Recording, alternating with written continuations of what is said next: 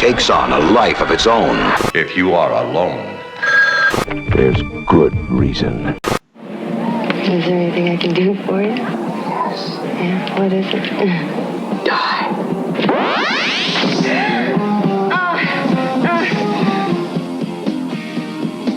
These clowns, you booked this kind of a garbage act for anyway. If cutting up a few dummies on stage really thrills an audience, what's wrong with it? What's this thing in the alley got to do with the clowns? You know, I think you're better than the Beatles or the Kids. Next. No, you're next.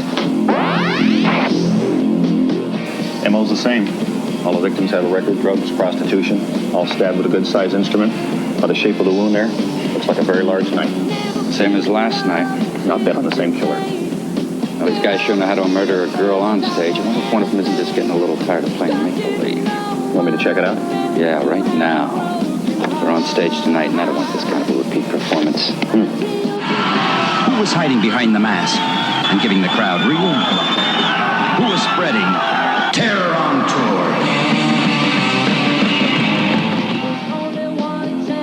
Hello, this is PJ Souls from Halloween and Innocent Prey and Carrie and totally a lot of other movies. And you are listening to The Hysteria Continues. And indeed you are. Welcome back to The Hysteria Continues, episode 212, I believe. Yes, this time we are going on tour with Terror. And that was PJ Souls introducing the show, who was, of course, in Rock and Roll High School with the Ramones. So we may be discussing a little bit later about which rock stars made good actors in movies. And, of course, Terror on Tour from 1980,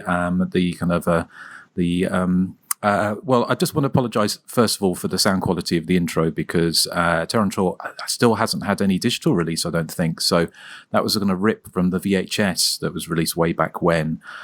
So it had more hiss than even the earliest episodes of The Hysteria Continues, but that's debatable. But we are joined today, and we're so excited, and we're always a pleasure to be joined by Bill Ackerman from who was doing the Supporting Characters podcast until relatively recently, Bill. So thank you for joining us. And you've got some treats in store, haven't you, for any Terror on Tour fans? Yeah.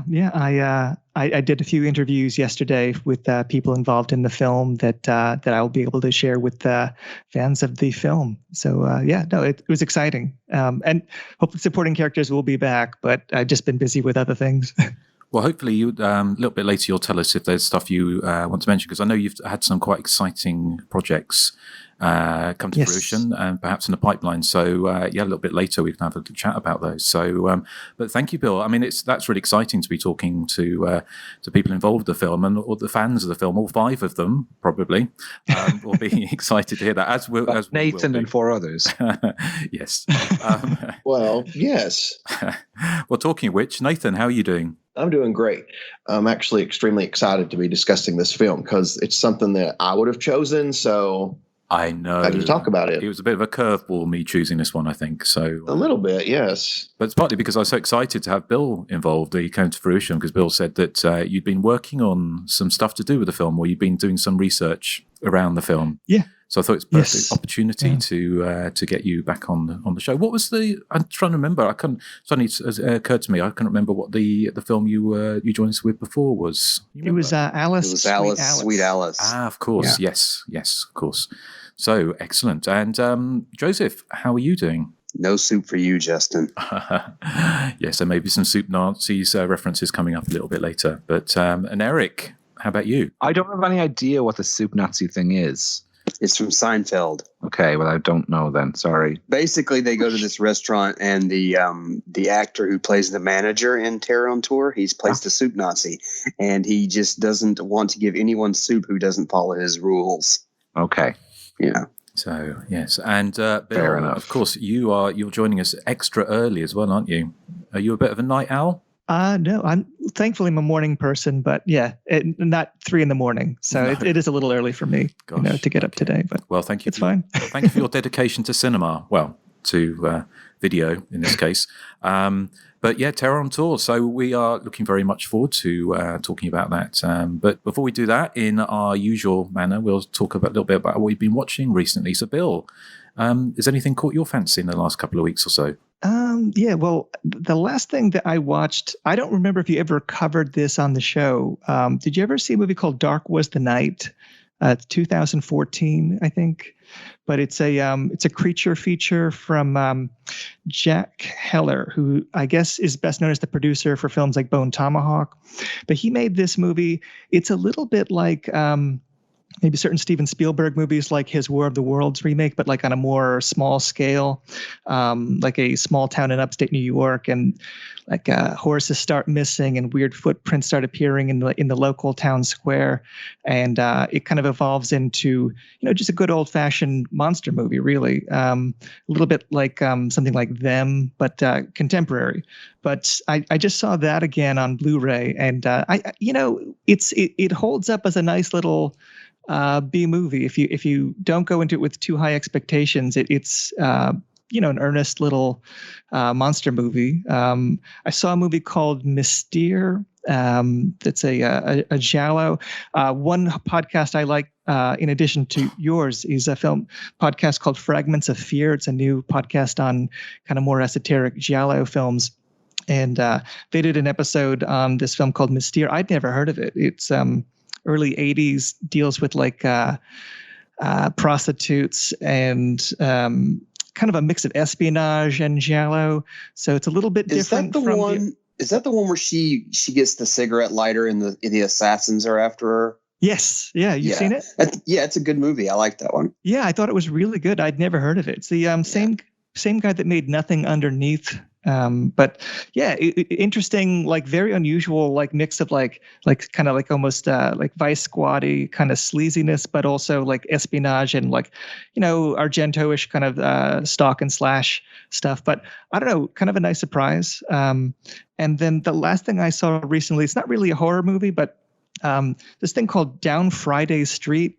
It's a 1966 experimental short film, but the only reason I bring it up is because it was an early credit from Tobe Hooper, and I guess it's ostensibly about like a house that's being demolished in Austin, but the way it's photographed, it's so similar to how Hooper later would photograph the house that Franklin and Sally are returning to in Texas Chainsaw Massacre. It has that same kind of eeriness, but like an empty house and like cobwebs in the corners and like just the way he photographs furniture. Like it feels like, if you're a big fan of Texas Chainsaw Massacre, it's interesting to see like a dry run for the kind of style he brings to that, but just like a little 10-minute experimental film. It's a little psychedelic, but it's also kind of eerie. You can find it on YouTube, but I'd never seen it before this week, and I thought it was interesting because you don't see a lot of other Tobe Hooper films that really feel like that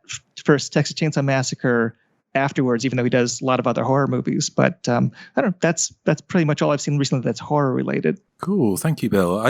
Nathan, are you familiar with that one? Because you are the #1 Texas Chainsaw Massacre fan. I'm not, but Texas Chainsaw Massacre is the greatest movie ever made, so I'm going to have to watch this now. Well, I've seen Hysteria, but a long time ago, and I remember it being quite stylish. It's one I've been meaning to go back and visit. It's not one I've reviewed for the website yet, but it is one that's kind of popped up on my horizon again. I've seen it mentioned a few times, so yeah, that'd be interesting. The other one, was it Still the Night?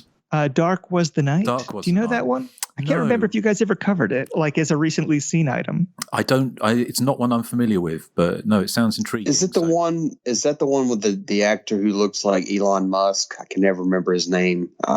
Kevin something tall. Yeah, dude. Kevin Durand. Yeah, that's him. Yeah. I saw like 30 minutes of it and I never went back to it. It's not that it was bad. I just kind of got distracted and I just forgotten all about it. But yeah, what I saw, I liked. Yeah, I think you might like it. It's got Lucas Haas also, who I think of as the little boy from Lady in White, but I know he's got a million other things. Yeah. But yeah, no, it's good. It's unpretentious little monster movie. It's nothing. I mean, I wouldn't want to oversell it, but I think if you are in the mood for something, like a Spielberg-y kind of monster movie, it works. Yeah, it had that sort of Super 8 J.J. Abrams feel to it, but on a smaller scale, I think, what I saw of it, yeah. But yeah. Excellent. Well, thank you, Bill. Joseph, what have you been watching? Well, the only thing I've been watching is Terror on Tour, so I have no recently seen. I don't get to watch good movies anymore. I just get to watch movies. Are you throwing shade at me and Nathan? Yes. Can we record Eric, can you pick a good movie next time? I've already chosen it. I'm not sure you could call it good, but it is entertaining. Okay. Well, you'll like my next pick, Joseph. Oh, no. Will I? Yeah, you already know what it is. Yeah, but I haven't seen that in about 25 years either. Hey, so who knows? Justin, here's a hint. Justin gave it a 3-star review. Wow. So Justin's given a lot of stuff I don't like 3 stars. Like The Night Before Easter? Yes. Exactly like that. Yes, okay. Well, and maybe if I went back and rescored some of the films, but that website has been going for 20 years, so I think I do have the right to change my mind on something. So maybe if I watch The Night Before Easter again, that's not happening, I might give it 5 stars. Don't. Who knows? So, well, thank you, Joseph. Erik, how about you? Okay, the only thing I really saw was Brahms, The Boy 2. Oh, yes. This is the much maligned sequel to the 2016 film The Boy. And this one features, a quite old-looking Katie Holmes. I was kind of sort of taken aback by how much she's aged. I mean, I know it's been, a quarter of a century probably since Dawson's Creek, but still. So she plays this mother who, along with her son, is attacked one evening in their home by some intruders. And this leaves the son traumatized and mute, and they decide to move off to the countryside to a mansion, and it's the same mansion that was featured in the first movie. And then the son finds Brahms, who is this sort of porcelain boy doll buried in the woods, and Annabelle type shenanigans ensue, and the doll begins leaving threatening messages via the son, and there's a suspenseful scene where an obnoxious cousin comes to visit, and he's very mean to the son and makes fun of Brahms, and that's not going to end very well at all. I suppose the criticism aimed at the film is what? This sounds sort of like a movie that's like about Justin and Erik. It could very well be, yes. So the criticism aimed at the film from the reviews I read was that everyone was saying it was really dull. And I suppose I kind of see where they're coming from. I thought the opening half was quite promising.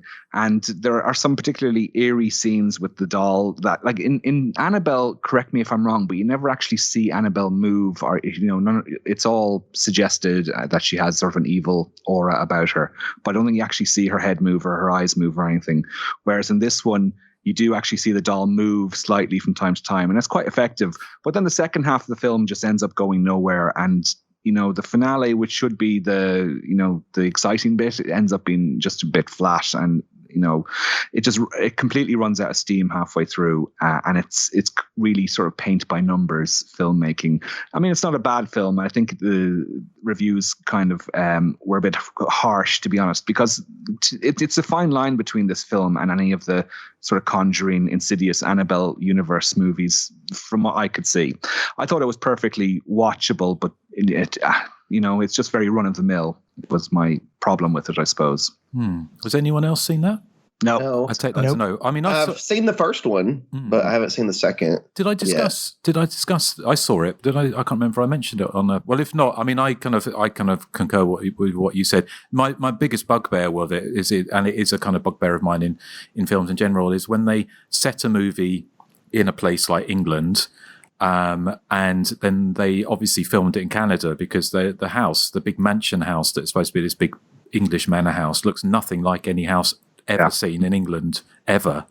And it really kind of took me out of it. I mean, it's fun for what it is. It's kind of a bit of a time waster. It's but I didn't think it's too bad. I mean, I've seen a lot worse. God knows. But Katie Holmes. Justin, have you seen every house in England?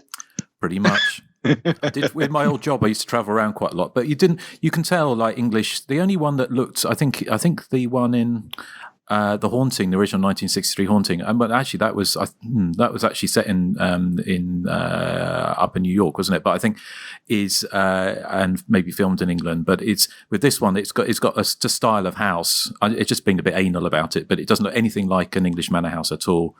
Does it look like an anus? That was a very big one, yes. It's very wide open at the front. Then you have the reverse problem where something like Hellraiser, where it's trying to be, I suppose it's trying to be America, but that's an English house. Yes. Well, I did wonder with Katie Holmes, because I know I don't like criticizing people's appearances, and it's not meant to be unkind, but it almost feels like Tom Cruise has had like some kind of weird sort of vampiric relationship. He kind of basically sucked 10 years out of her life. He did. Oh, yeah. He did. Well, I know he did. It's Scientology, man. Yeah, but it's fine. It's fine for what it is. But it's no sort of great shakes. But Eric, thank you, Eric. Anything else? Nope, that's it. No. Who have we not come to now? I'm sort of lost. Nathan. Yes, Nathan. I haven't really watched anything horror. The only thing I watched was Bloodshot, but that's an action movie. So did you not watch Fantasy Island? I did watch Fantasy Island. I thought I talked about it last time. Did I not? No. You said. Okay, yeah. Fantasy Island. I loved it. Wes was not a huge fan. He particularly hated who ended up being behind what was going on. I guess he just thought it was too ridiculous, but I loved it. And this is coming from somebody, of course, that loves how ridiculous the Scooby-Doo Happy Birthday to Me ending is. So I had a lot of fun watching it. It's a dumb movie, but it's a really entertaining movie. I watched it as well. And I concur. It is good. I thought it was maybe a bit too long. One of the fantasies that the people have on the island is one guy wants to join the army, and I thought his story was a bit. I wasn't that interested at all. But overall, I thought. I loved the goofy sort of twist at the end and that. And I did. I don't know if you guys felt the same, but I kind of sided with the villain. No. Okay, that's just. Well, I won't say I sided with the villain, but I did kind of understand where the villain was coming from. Yeah. That's probably a better way of putting it. Yeah. I was going to say that's. Although I did love the part where, Justin mentioned this when he talked about recently seeing when, one of the characters, her fantasy is getting revenge on a childhood bully. And she ends up, of course, rescuing the bully because she finds out it's real. But the best part is that later on, the bully looks at her and goes, "Did they make you wear those clothes?" And of course, it's her actual outfit. So just a huge insult, I guess. I ended up liking the bully more than I thought I would. True. Yes. You've not had the pleasure yet, Bill. Is that one on your radar? No. I've not seen that one, but I think I heard you talk about it on the last episode. Yeah.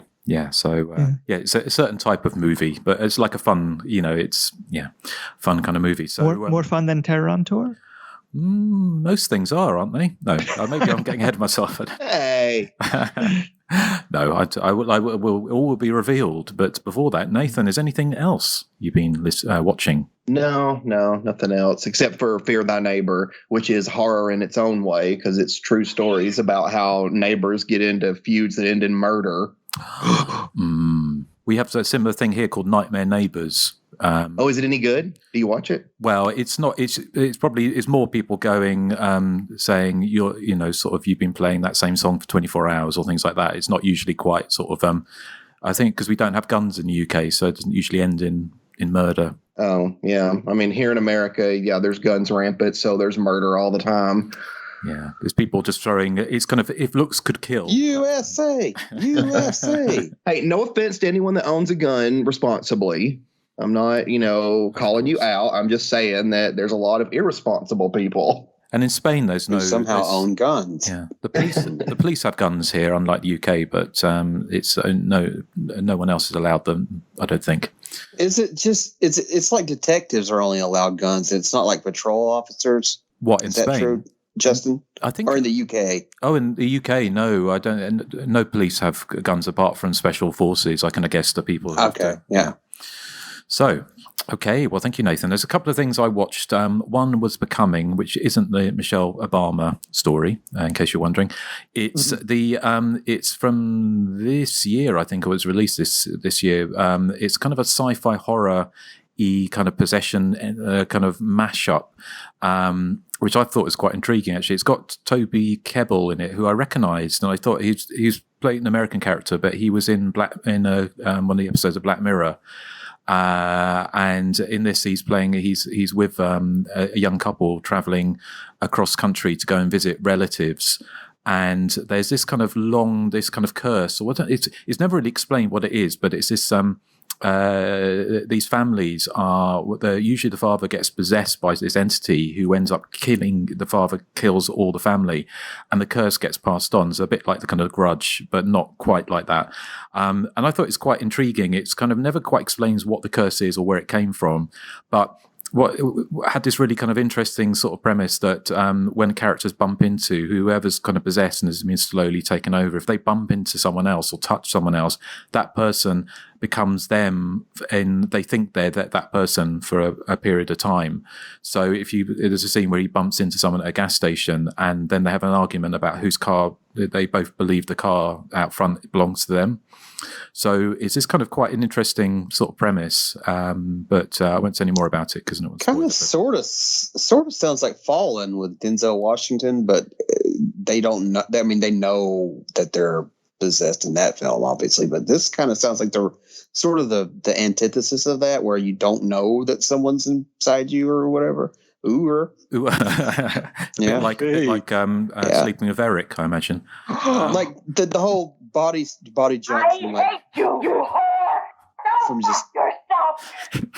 just touch. It sounds kind of like Fallen. Is it sort of like that? Yeah, I haven't seen Fallen since it came out, sort of. So I don't remember it that well, but I remember that film. But yeah, it was kind of interesting. It's kind of not exactly an art house film, but it has a sort of I liked it, so it might be worth a watch if you kind of want something a kind of slow. It's not action packed, but it's quite sort of thoughtful and sort of a bit different. But the opposite of that was another movie I watched was the new digital release of Body Cam, which was it's kind of similar thing. I mean, it's not one of possession, but it's like a ghost story about a group of police officers in Los Angeles being hunted by a vengeful spirit. And there'd been, I think there'd been sort of a high-profile murder of a black man or woman, and so the mood in Los Angeles is very hostile against police, but the police start being hunted down and killed by this entity, which you eventually find out what it is. And a lot of it is kind of filmed through the body cams on the police that they're wearing. It stars Mary J. Blige as this kind of as the main character, and it's kind of an odd film because it was released by Paramount, or it's one of Paramount's digital division. So it's got a really kind of decent budget. It looks fantastic. It's got some really good kind of quite scary moments in it. But it's kind of some of the acting is kind of weird. It's kind of so much that, if you've ever seen a performance by somebody and you're not quite sure whether they're giving a really good performance or a really bad one, because the character is kind of strange. But overall, again, it's worth a look. It's not going to win any prizes, but it's I thought it was quite quite entertaining. 90 minutes. So, any of you guys seen that? No. Never heard of it. No. Well, one to look out for. It's just come out on digital streaming, I think, in the last couple of weeks or so. So, talking of high production values and major studio releasing, I think it's possibly time we move on to our main feature, which is Terror on Tour. So here is the trailer for Terror on Tour, and I'll come back in after this.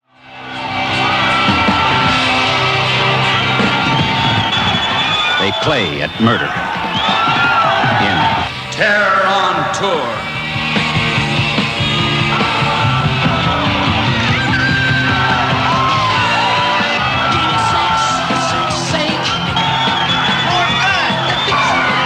The group makes real music and make-believe death. I wonder what would happen if we threw a real body in. All cut up, real blood. Where's my $50? Until suddenly, their fantasy becomes real.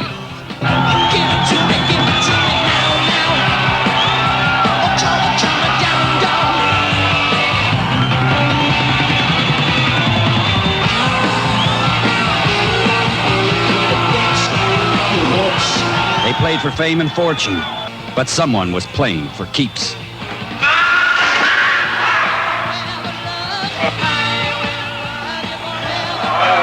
Experience it all in Terror on Tour.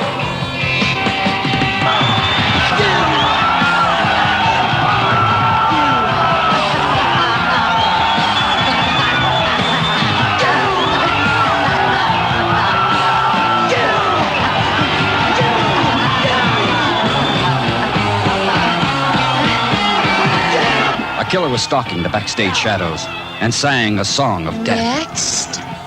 No, you're next. Die.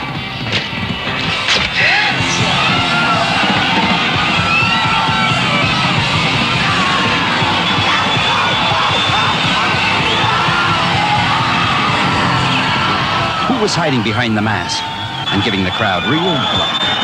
Who was spreading terror on tour?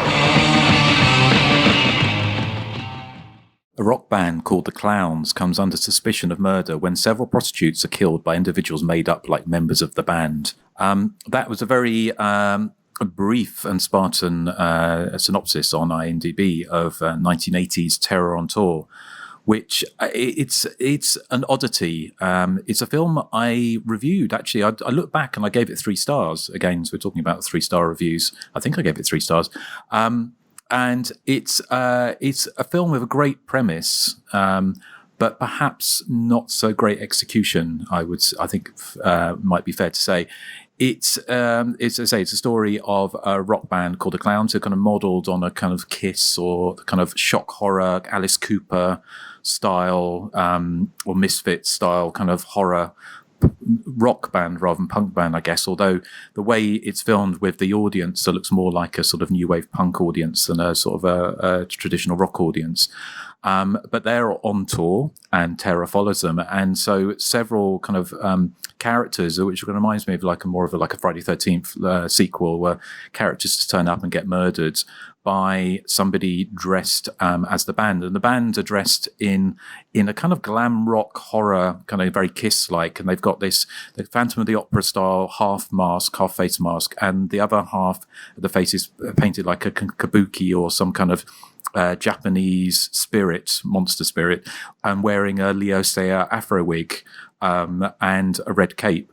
And so somebody, for some reasons only really to drive what little plot there is forward, some of their entourage also dress as the band. So everyone looks pretty interchangeable. So somebody's going around killing hangers-on, mostly ladies who have trouble keeping their clothes on.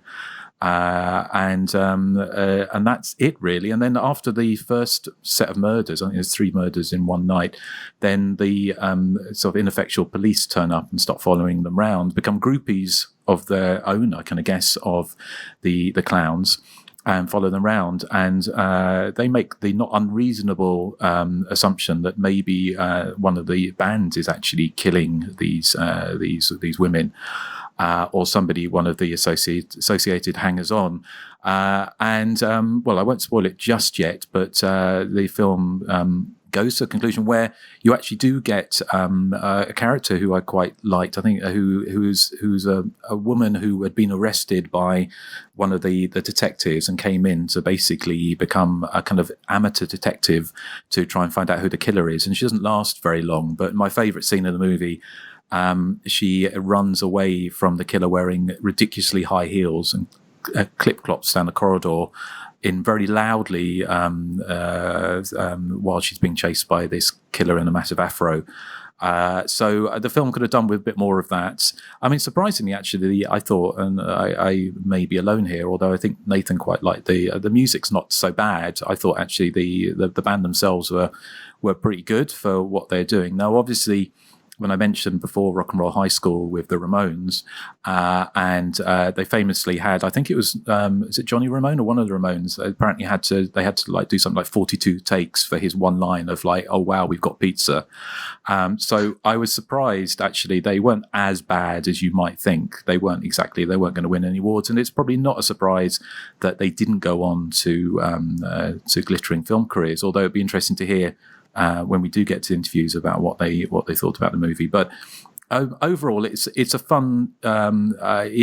It's for me, it's a kind of it's more fun looking back at the time in 1980 and those kind of like weird sort of punk rock kind of hanger on sort of Hollywood sort of Skid Row type kind of feel to the whole thing.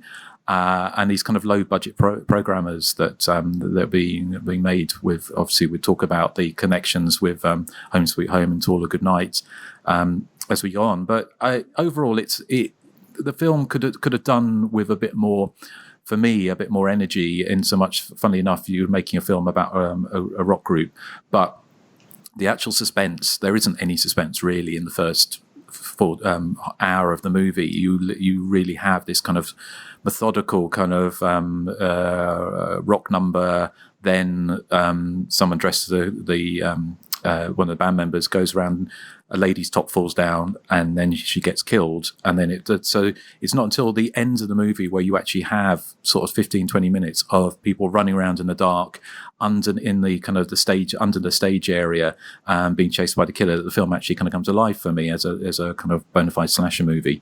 But overall, it's a film that I don't love, but I don't hate either. I think it's an interesting snapshot out of Home Sweet Home. It's not as crazy as Home Sweet Home, and it's not as slashery as To All a Good Night. So possibly for me the weakest out of those three, but still there's stuff in there that I enjoy. So it'd be interesting to see what you guys think, because I know, Bill, because first of all, do you like the movie? And also you were the one who mentioned that if we were ever going to cover this, that you'd like to be involved because you'd been looking at the films. So first of all, did you like the movie, and why? What was your interest in it at this time? Yeah, I mean, I do like the movie. I'm not going to argue that it's a really good movie.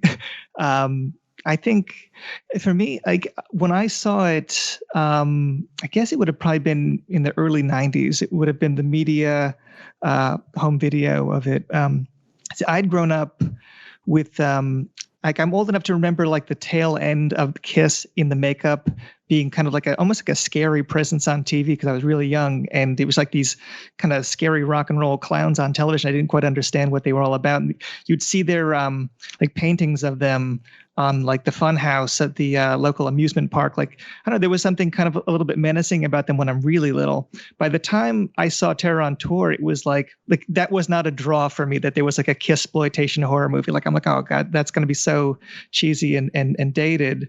And so I didn't actually rush out to see it. And all the books I had about horror movies always trashed this movie. So I was like, all right, well, eventually I'll see it, just to be a completist. But I was never in any hurry to see Terror on Tour. And then, when I rented it, I was surprised that for something that feels like it will be very, campy and escapist, like it's a downbeat, sleazy movie. Like it still has that. I think about slasher movies in the wake of Halloween, but before Friday the 13th really kind of sets the mold for like that kind of teen body count formula. And it feels like there was still like a lot of guys from that 70s sexploitation world that were making films like Don't Answer the Phone or New Year's Evil, or things that like are a little bit kind of more mean-spirited. And I was surprised that this has that kind of feel as much as it has a feeling of something like Halloween. I think it even reminded me a little bit of another film that came out earlier that year, which I don't think you guys ever covered, called Fade to Black. I'm sure you all know it. But that has the one roadie that has kind of like the shyness and wears the makeup. He reminds me a little bit of the character from Fade to Black. Especially one, like you see his face kind of bisected with half makeup, half, unmade up. Like there's a little bit of that. And also the theme of violent entertainment, is it harmful, which both those films share.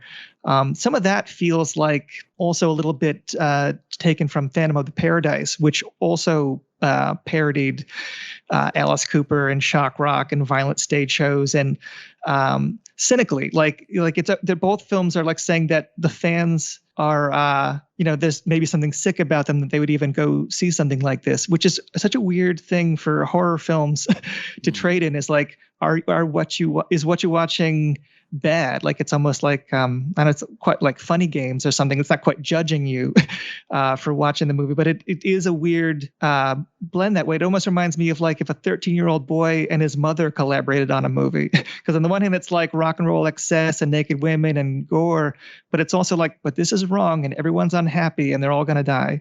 It's a very moralistic movie. I guess when it came out, it would have been on video, because it didn't have a theatrical release. So video, it came out the same month that Kiss took off their makeup, but Motley Crue put out Shout at the Devil. So it was like a different wave of shock rock was coming into vogue. So when Terror on Tour came out, it was already like instantly dated and like a time capsule movie, because the Names do the music and they're like in that Cheap Trick power pop vein. It's like so different from Black Roses or Rocktober Blood or Trick or Treat or any of the like the heavy metal horror films of the 80s. It's always been a curiosity.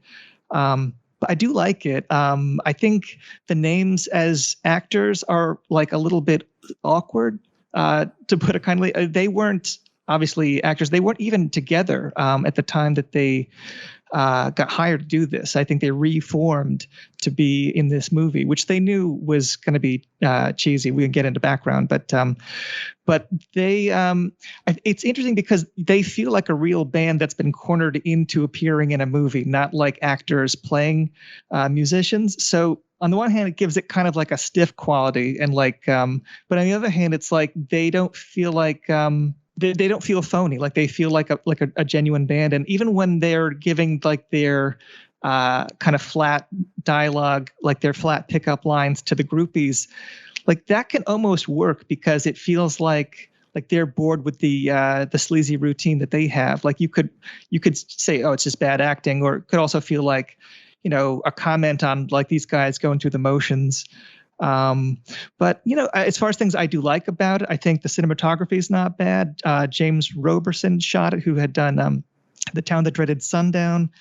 It has like good lighting choices and some interesting kind of ways of like photographing like the white makeup of the clowns in the dark kind of rooms. It's a claustrophobic movie. I think a lot of it was shot in a very rushed shoot at the Wilshire Theater in Beverly Hills. So it has a little bit of a like a claustrophobic feel. I almost reminded of the what was it, Movie House Massacre, maybe, like something that's like mostly set in one spot. Gives it like a little bit of a let's put on a show kind of feeling. But I don't know. I think there's probably more I have to say about it, but that's my general thoughts on it, is that, it's definitely a flawed film. Oh, I would also say it has way too many characters, and I think some of them, like the police lieutenant, like his sergeants, don't even like certain scenes just don't need to be there at all. But the women, I think, are mostly like, I know one of them was a stripper that they cast like just because of the nudity. I don't know if that's the case of many people in the cast, but the murders themselves, I think, are a little bit kind of fumbled in terms of the direction of them. Like it's like a lot of oh, you got me kind of acting. It's really corny, but I don't know. It still has some moments of suspense. I think you mentioned that stalk scene towards the end reminds me a little bit of a poor man's prom night. That same kind of stalking scene, but still like. It shows you like, oh, there's actually some suspense in this, because most of it, I agree, is pretty suspense free. But anyway, I'm sorry. That's my general thoughts on it.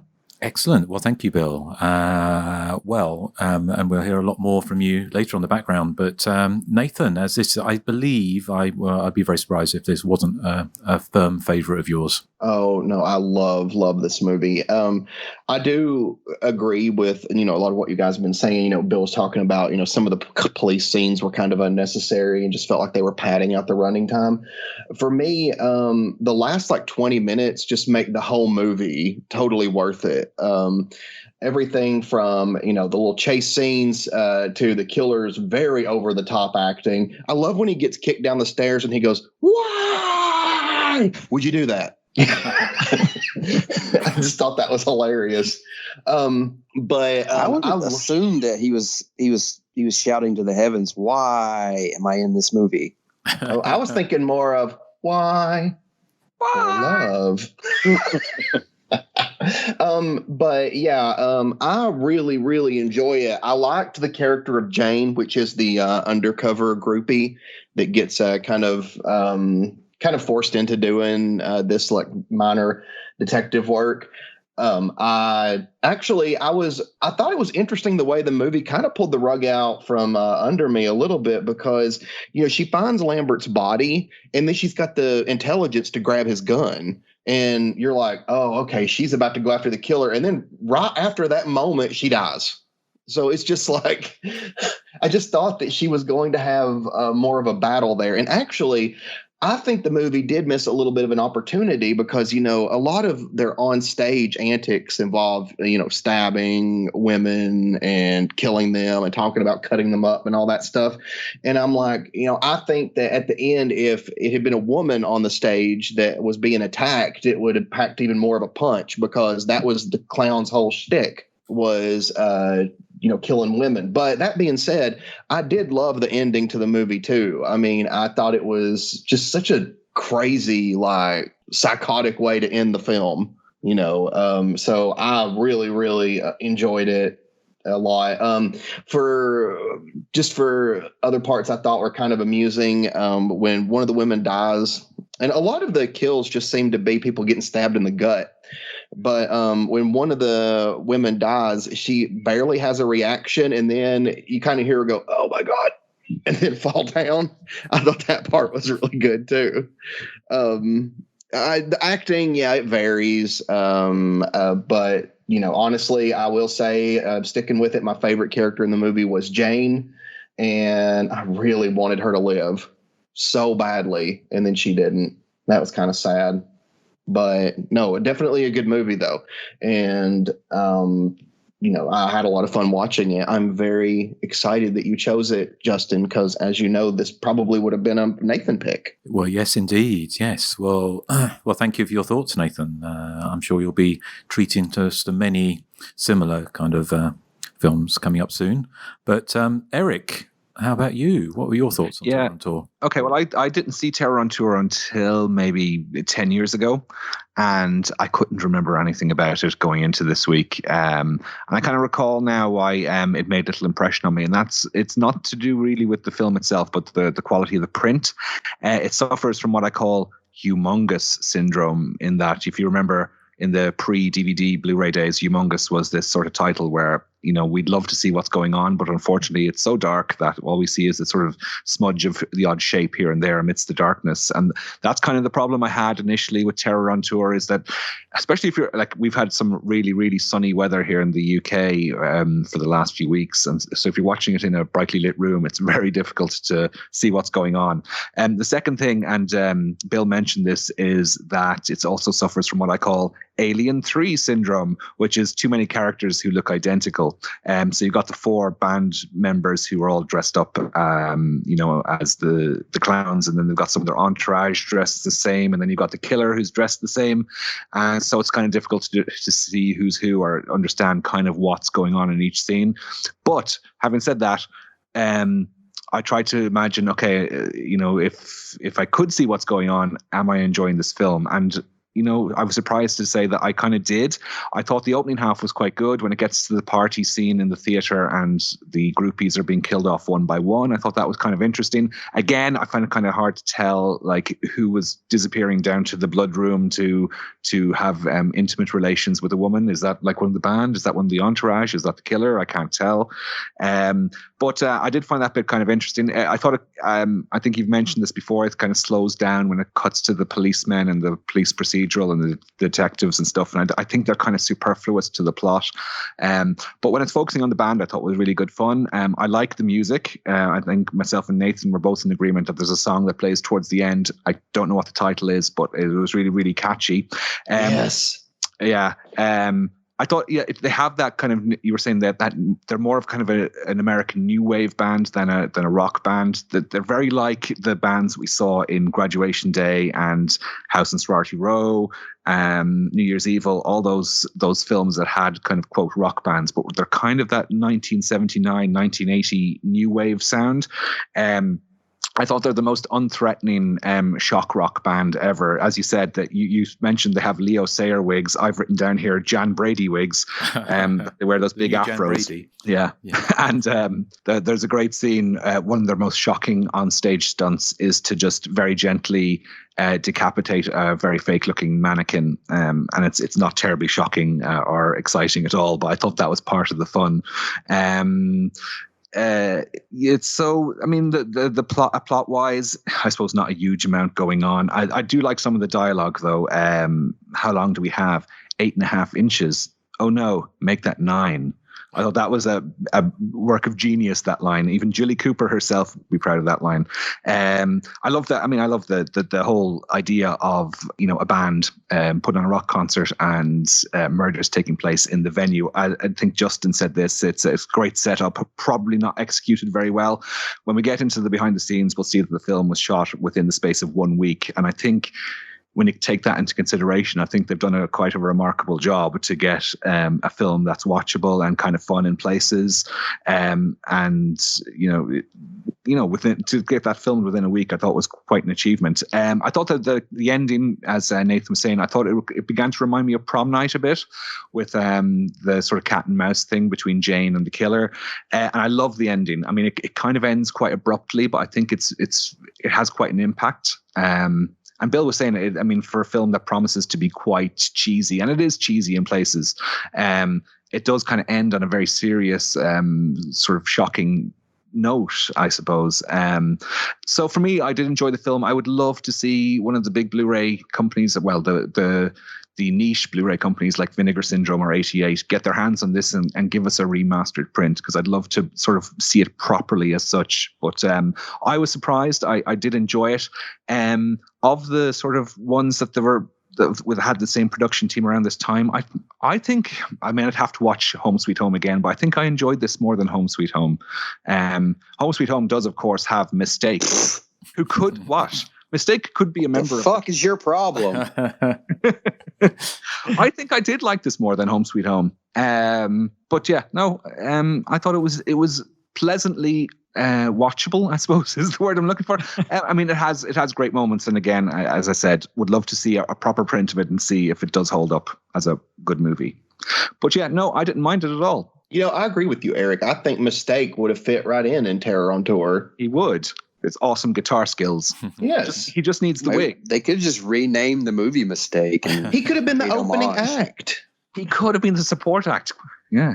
Well, thank you, Eric. Joseph, I imagine you're quite a big fan of this movie. This movie fucking sucks. My God, this is the worst movie you have ever picked, Justin. This is worse than anything Nathan has ever picked. This movie is terrible. It has the worst editing I've ever seen. I mean, I don't even think it had an editor.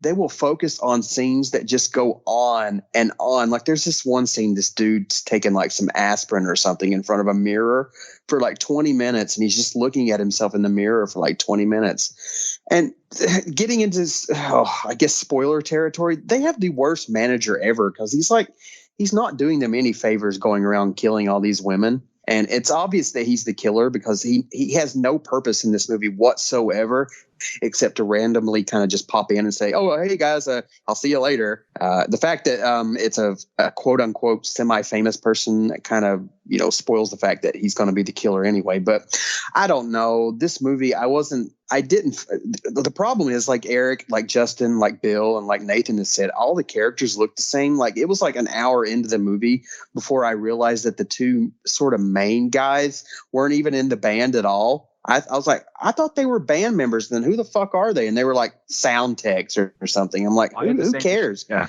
Yeah. Like, who cares? I'm like, I don't know these people. They're not part of the band. I mean, aren't we supposed to be following the band? And the band are just kind of these nondescript non-actors. Because I thought I was following the band. No, I'm following two sound guys. The whole detective crap is just annoying. It goes nowhere. Like you said, there's that one scene where the detectives, he's like, hey, how long have you been a sergeant? He's like, 4 days. And I love homicide. I'm going to have a really long list for you. And it just goes on and on. To be fair, there's probably a couple of really good scenes in this film. Like, I really like what they did with the killer, because those scenes where they're kind of backstage and he's kind of cornered these women in the sort of the underground-ish area of this, I guess it's a club or a stadium or whatever. I thought those scenes were pretty creepy. Just the way they filmed the killer just standing there and quietly saying stuff like, "Your turn."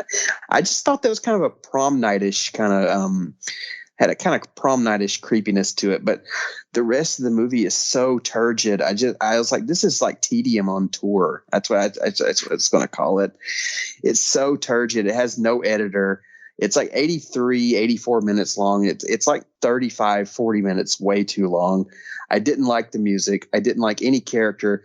The final girl gets introduced an hour into the movie and then she dies. It has no ending. It just ends abruptly. The motive is stupid.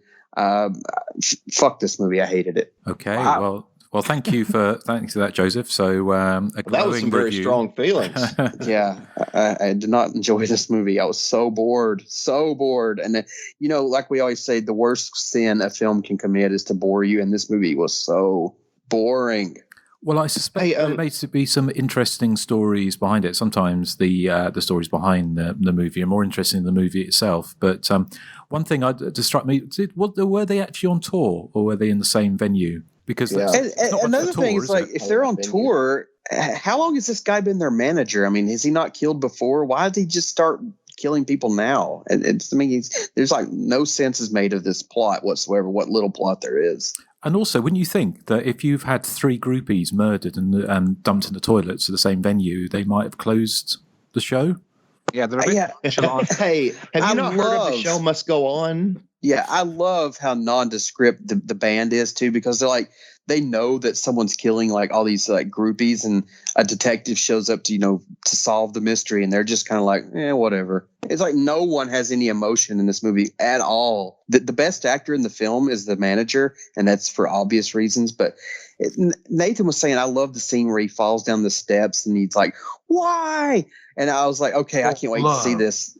Yeah, I can't wait to see this when Nathan was describing it, because I couldn't remember. And when it happens, I'm just like, this is sad, because it's not like over the top good. It's just like a guy who's really trying to, hone his craft as an actor. So it's just like, it's almost depressing to watch. Like just make so many mistakes in this film. It's very weird. It feels like he's trying to show the camera his face as clearly as possible when he's unmasked too. Like yes. Even though he's got the makeup on, so he still kind of looks like all the other clowns. It's like, look, no, it's me. Can you see? It's me. Look you remember me? I'm that guy. Not him. Not him. This one. Do you guys think that Herb died at the end? Which guy, the manager or the guy he stabbed? No, not the manager. The guy he was attacking, Herb. Yeah. Well, I don't. Well, nobody seems to be going to save him. So no. Yeah, they all just kind of watch him get stabbed. The guy they spent like 45 minutes on. Is he gonna get his $50 back? So exciting. Actually, surprised they didn't go this scene where the guy who wants his $50 back is walking in the woods with the guy who owes him the $50. And the guy who owes him the $50 is wearing a pair of 1974 flares with a huge circumference on the bottom of them. I'm like thinking, this film can't be made in 1980. Nobody was wearing those trousers, were they? The whole time I'm sitting there thinking, this guy just keeps asking. He's like, hey, can I get my $50 back? And the dude's like, yeah, I'll get it to you Monday. It just reminded me of like Better Off Dead. It's like $2. I want my $2. I found that plot strand very emotional. Yeah, I bet you did. Because of those fashions, right, Erik? Yes. Yeah. Mm-hmm. I was just going to say, with the ending, with Herb's death, I thought that they missed a cynical ending by not having the audience reacting with pleasure to his murder. Like I was thinking of Serial Mom when the one character is killed during the L7 concert. Like they could have been into, like, he could have thrown real body parts. Like they kind of gave that ending short shrift, but they could have gone even darker than they did. But it actually reminded me of the ending of Demented too, because Demented also ends on that same kind of still image. I think Home Sweet Home also ends on a still image of the killer. Like they clearly had a formula that they liked. The one thing I was wondering about this film is like the killer's motive. Like he this is more spoilers obviously, but when he's unmasked and they're like, why? He's like, they're all whores. They're all trying to tempt you, so I have to kill them. But then at the end, when he's like attacking Herb at the stage, and the crowds are kind of like clowns, and he's like, stop! By the way, I did like that ending. I thought it's kind of neat. But is he killing people just because they're whores, or is he killing people because he thinks they're just, I don't know, like kind of yeah, I'm thinking, does he think the crowd is just like kind of this like fanatical, like immoral thing that needs to be stopped, or is he just killing women who he thinks are immoral? I don't know. It's like, well, he says his motive is kind of wishy-washy there. He says during his motive that women like that shouldn't bring children into the world. So I have this theory that maybe his mother. What does this have to do with the group? I mean, don't bring children into the world, you whores. This has nothing to do with this group, but whatever. Well, I have a theory. It's a behind-the-scenes theory. I think that his mother was a prostitute, and it really affected him. And I think that he was trying to make a normal life for himself, but the more and more groupies that started throwing themselves at this band, and he kept seeing it, and it started reminding him of his mother, and his fragile mind started to crack. So then he started killing them. Is that not Nightmares in a Damaged Brain? That's what it sounds like. Yeah. I wonder if he's not killing prostitutes in that movie. I wonder if the killer. What the fuck was that? You selfish relative! Oh God! I wonder if the killer had like a nice armoire where he kept his killer costume, Nathan. I don't know. And it's funny that you said that. Oh, nice Seinfeld reference. I just got that. But it's funny that you mentioned the killer's outfit and stuff. I mean, he puts a lot of work into dressing up like that. And then at one point later, he shows back up and he looks normal. I'm like, yeah, that would take so much time. He's changed into his vinyl outfit, and he's washed all the makeup off. He's got his hair combed. And he's like, hey guys, have a good show tonight. And then the next scene, he's already dressed back up, killing some girl. It's like, boy, they either short shrift the editing, or they just don't know when to call it cut. It's like the director's like, okay, here's what I'm going to do. I'm just going to point the camera at you, and I just want you to just act for like 10 minutes, and then we'll cut it later. And they never did. I'm so mad at this movie. So mad. So you go back and watch it again? Do you think that? No, I'll never watch this movie again, ever, ever. Justin, 3 stars. Shut up. Bill, what are you going to say? I was going to say, do you think that the women that they're killing are prostitutes? Because other than Jane, who's a prostitute going undercover, I never got the impression that they're prostitutes. And no, they're just groupies. But I feel like he saw them that way. But you'll find a lot of reviews, like Variety, I think, was one of them, that say that they're killing hookers or killing prostitutes. And I'm like, are they hookers? Or is that just... Yeah, because I don't think that's actually see that at all. No. Yeah. But it may have been how the film sold itself, because I'm not sure. I don't have the VHS anymore, but it might have been a synopsis that was put out with the movie. Because I kind of guess it's probably a good time to get onto some background, isn't it? Because I suspect this film has an interest. Well, we know the pedigree of the film.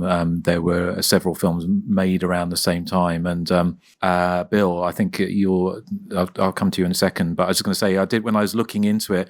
There's a interview with Don Edmonds in Fangoria for some years ago before he passed away. And they mentioned Terror on Tour and I think Home Sweet Home. And he goes, they're fucking terrible movies. So he wasn't under any illusion that these were obviously quickies that were made to capitalize on the slasher movie boom. But Bill, do you want to give us some background? Because I mean, obviously we've got these interviews. I didn't go through the interviews and take out every piece of trivia from them, but I did note down a few things. The film was made in October, November, and December of 1980. They finished by Christmas of 1980. Sandy Cobe had wanted to make 4 horror films very quickly. They were giving them $75,000 a piece to produce them. I'm not 100% on whether or not Dino De Laurentiis was a silent partner on this. He was around, I guess, in the offices of Sandy Cobe around this period, and so I don't know, but it was a case where they were setting out to make 4 films quickly, and they had 2 different crews, and they would each get 2. So one group got Terror on Tour and Home Sweet Home, and the other group got Demented and To All a Good Night. The screenwriter of this was credited as Del Lakis, but I'm not sure if that's a pseudonym or who that is, because Alex Rebar, I don't know if it's Rebar or Rebar, the actor who shows up as that kind of like bitchy detective with the coffee mug. He's the Incredible Melting Man, the actor from that. He wrote this. And I don't know if he took over from an original writer and was like rewriting it while they were shooting or what. He's also the guy that wrote maybe all 4 of the films. He definitely wrote at least 2 of them, but I think he wrote all 4 of them. And he was the executive producer on all of them as well. I don't know like if he was putting in money or not, but he's like, you know, along with Sandy Cope, like one of the prime people in all of these. But yeah, they the names had been broken up, and I guess somebody at Curtis Mayfield's label was shopping their songs around, and he got them the gig playing the clowns in this. Actually, the guy that did the music, I'm trying to think of his name off the top of my head. I don't have it in front of me. It's I'll come to it in a second. But the guy that did the music, you can hear his kind of like make out music both in this and the same piece of music's also in To All a Good Night. Same. You know the scene I'm talking about, but the sex scene in this. I guess originally it was a girl singer, which is why the lead singer's name is Cherry. It was originally going to be a woman fronting the clowns, which would have been a very different feel, but they were just rewriting it as they went along, I think. Richard Tufo at MSR Records was the guy that got them the gig. Trying to think what else I can tell you, because I know I don't want to take all the background. No, of course. I can tell you that it did screen March 1982 at American Film Market, along with the other 3 films that I mentioned, but it didn't get picked up for theatrical distribution. It went straight to video in 1983, and I think, what else was I going to say? December 8th, they were shooting, and it was actually when John Lennon was murdered. Both people I interviewed mentioned this and how they had to stop filming and go get drunk in a bar to mourn because, you know, especially the Power Pop band, you know, we're all big Beatles people. And so it was really upsetting for them. But yeah, I don't want to take all the background. So yeah, that's some of what I got.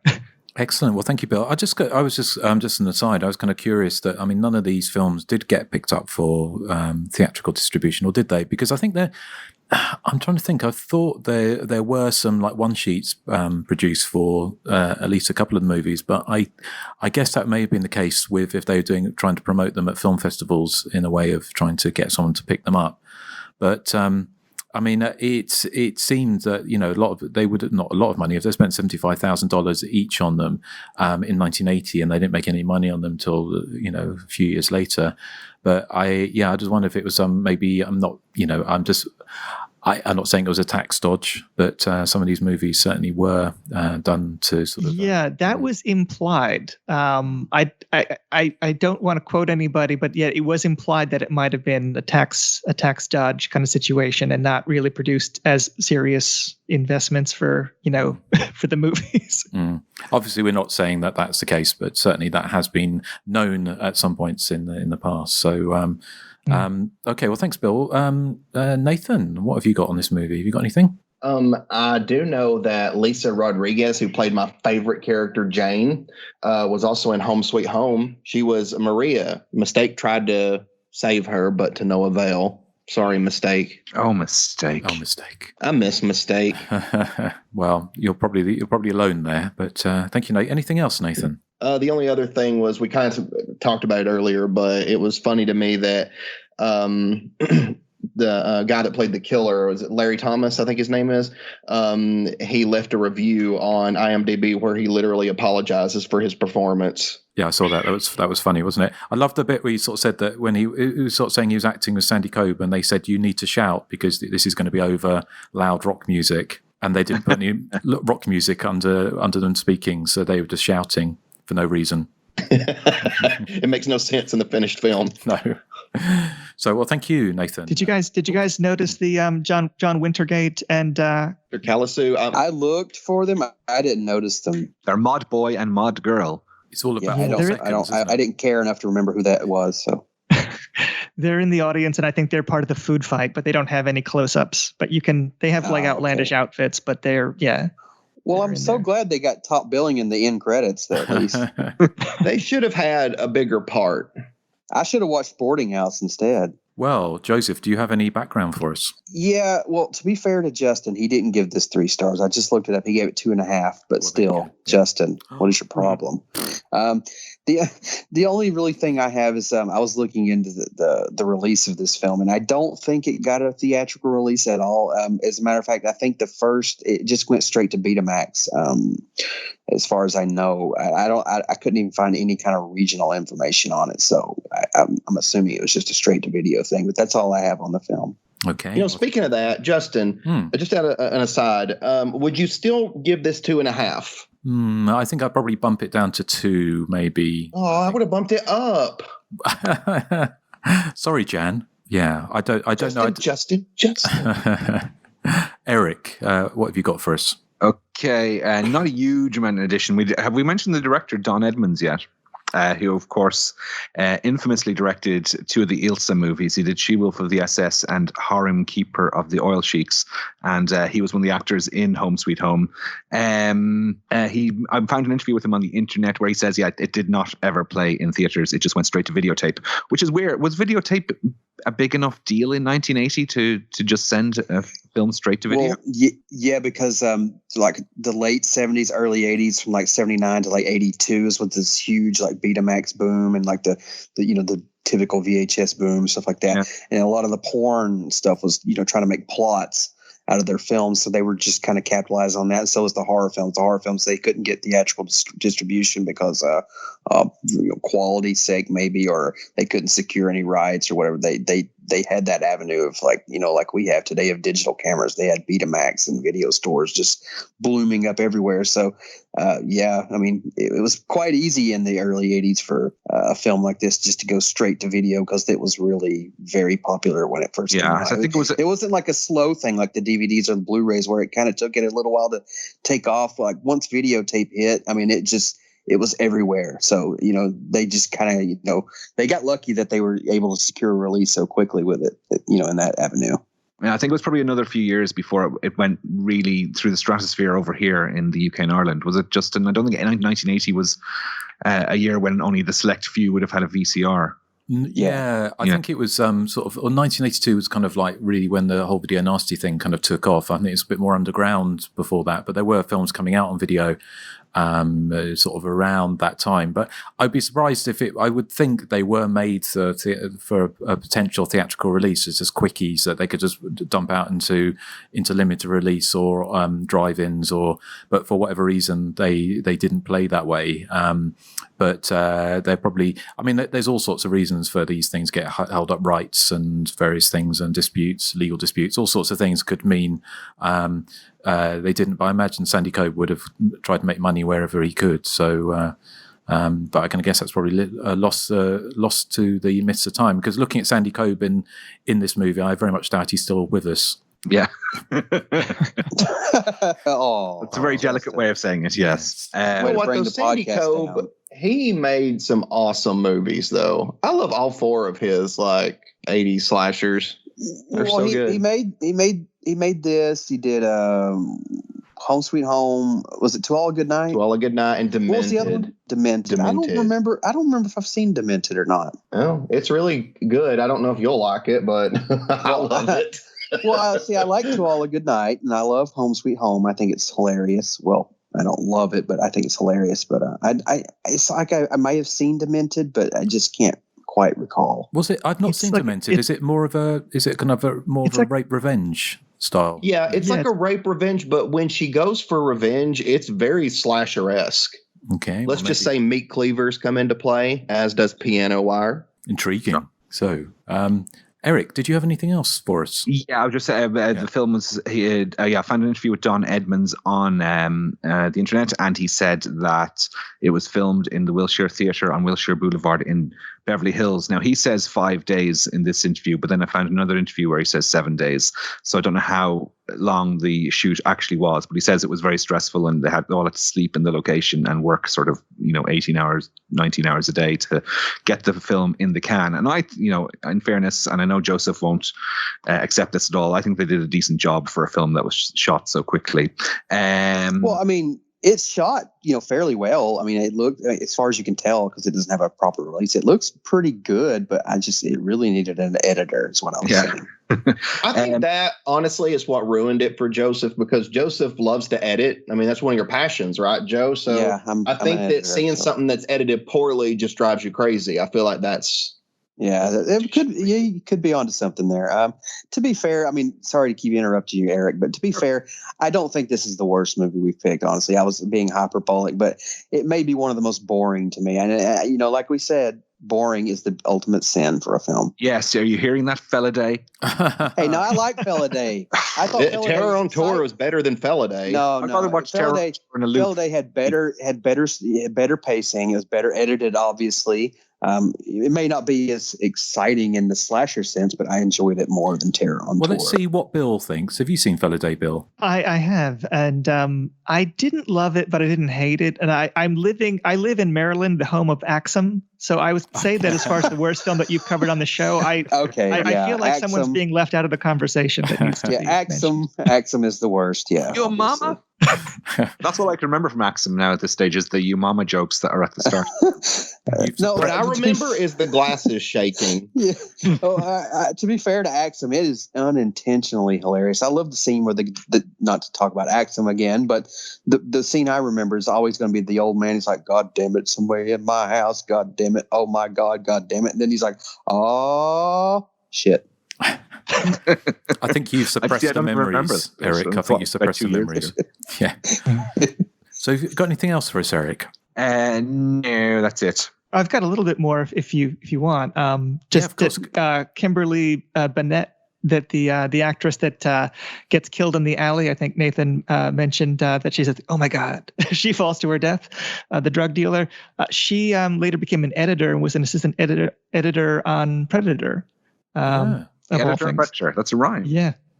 Yeah, and Dave Thompson on IMDb has no other credits, but I think he might have two different profiles. And I didn't get a chance to confirm this, but I think he's the same actor that was in Paul Schrader's Hardcore and later became the voice of Tinky Winky, one of the Teletubbies. Wow. I did see that he was listed on the thing that is only credit, but now it says now working as resident actor teacher at the Oregon Shakespeare Festival. So yeah, I did wonder if that was a humorous thing or if it was actually true. I'm not sure. I that might be false, but I've read that he's the same guy, and I've also read that John Green, who plays the Lieutenant Lambert character, was a real life cop, and he actually plays a cop in Demented as well. So I don't know if they just found a real cop that had acting ambitions and just gave him a part that he could, be reasonably plausible in. But I thought that was funny that he, that's what he did for his day job as well. Well, thank you, Bill. Anything else? I think that's it. Okay. Well, I just got a couple of bits we haven't covered. I mean, most of it's being covered, but it didn't get a release in Mexico. Oh, what was that, Eric? I hear a ghost of a... I haven't got any knickers on. Well, there's no surprise there. I thought... Oh, phew. What? She said pants. I thought she said something else. I was like, Eric. Knickers, she said. Yeah, I thought she said something else. Well, let's gloss over that. Yes, thank you. Well, the film didn't get a release in Mexico until December of 1988, which must have looked possibly antiquated by that point. Bill, you mentioned James W. Robertson, who did cinematography on this, and I say did a respectable job. He, of course, also directed, I think the same year as in 1980, also around about the same times, favourite of mine, Superstition, which we've covered on the show. The kind of supernatural slasher sort of mashup. The Buck Flower was involved in this. Of course, Buck Flower's been in lots of kind of horror movies through the 80s, and he was in the Berserker as the kind of the Nordic folk singer, come monster bear werewolf type thing. His daughter Vikina Flower was in this, and I think she's just listed in the credits, actually in the real credits, not just on the IMDb, as like I think like Buxom Lady or something like that, which is a bit strange. But so she was one of the young blonde ladies who gets offed in this. She did quite a lot of behind the scenes stuff as well. I think she was kind of did costumes and various things, and she had quite a long career. She worked on all sorts of. I think she also starred in Beyond Evil, and also other sort of camp classics like The Capture of Bigfoot, the film Summer Camp, and they went on to sort of work as costume designer for kind of Cohen and Tate's and big sort of budget movies, but also was a set decorator on Silent Night, Deadly Night. The Sylvia Wright, who was Carol, again was one of the young ladies who gets offed, was also seen topless in Bloody Birthday. If you remember the beginning of Bloody Birthday, when the doors burst open with the couple in the passion van who get murdered in the grave in that movie. Who else? I think. No, I think that's probably it, actually. I think all the other bits have been we talked. What? About your last bit of trivia, was it the one in the grave or the one in the van? I think one in the van. The one in the van, okay. Yes. Didn't she get... Oh, is that different? Didn't they... Yeah, the grave scene in Bloody Birthday is the very beginning, and then later in the movie, he attacks the couple in the van. Okay. All right. I wasn't sure which one it was. Okay, yeah, no, I think that's what it said on IMDb, that she was a girl in the van in Bloody Birthday. So, yeah.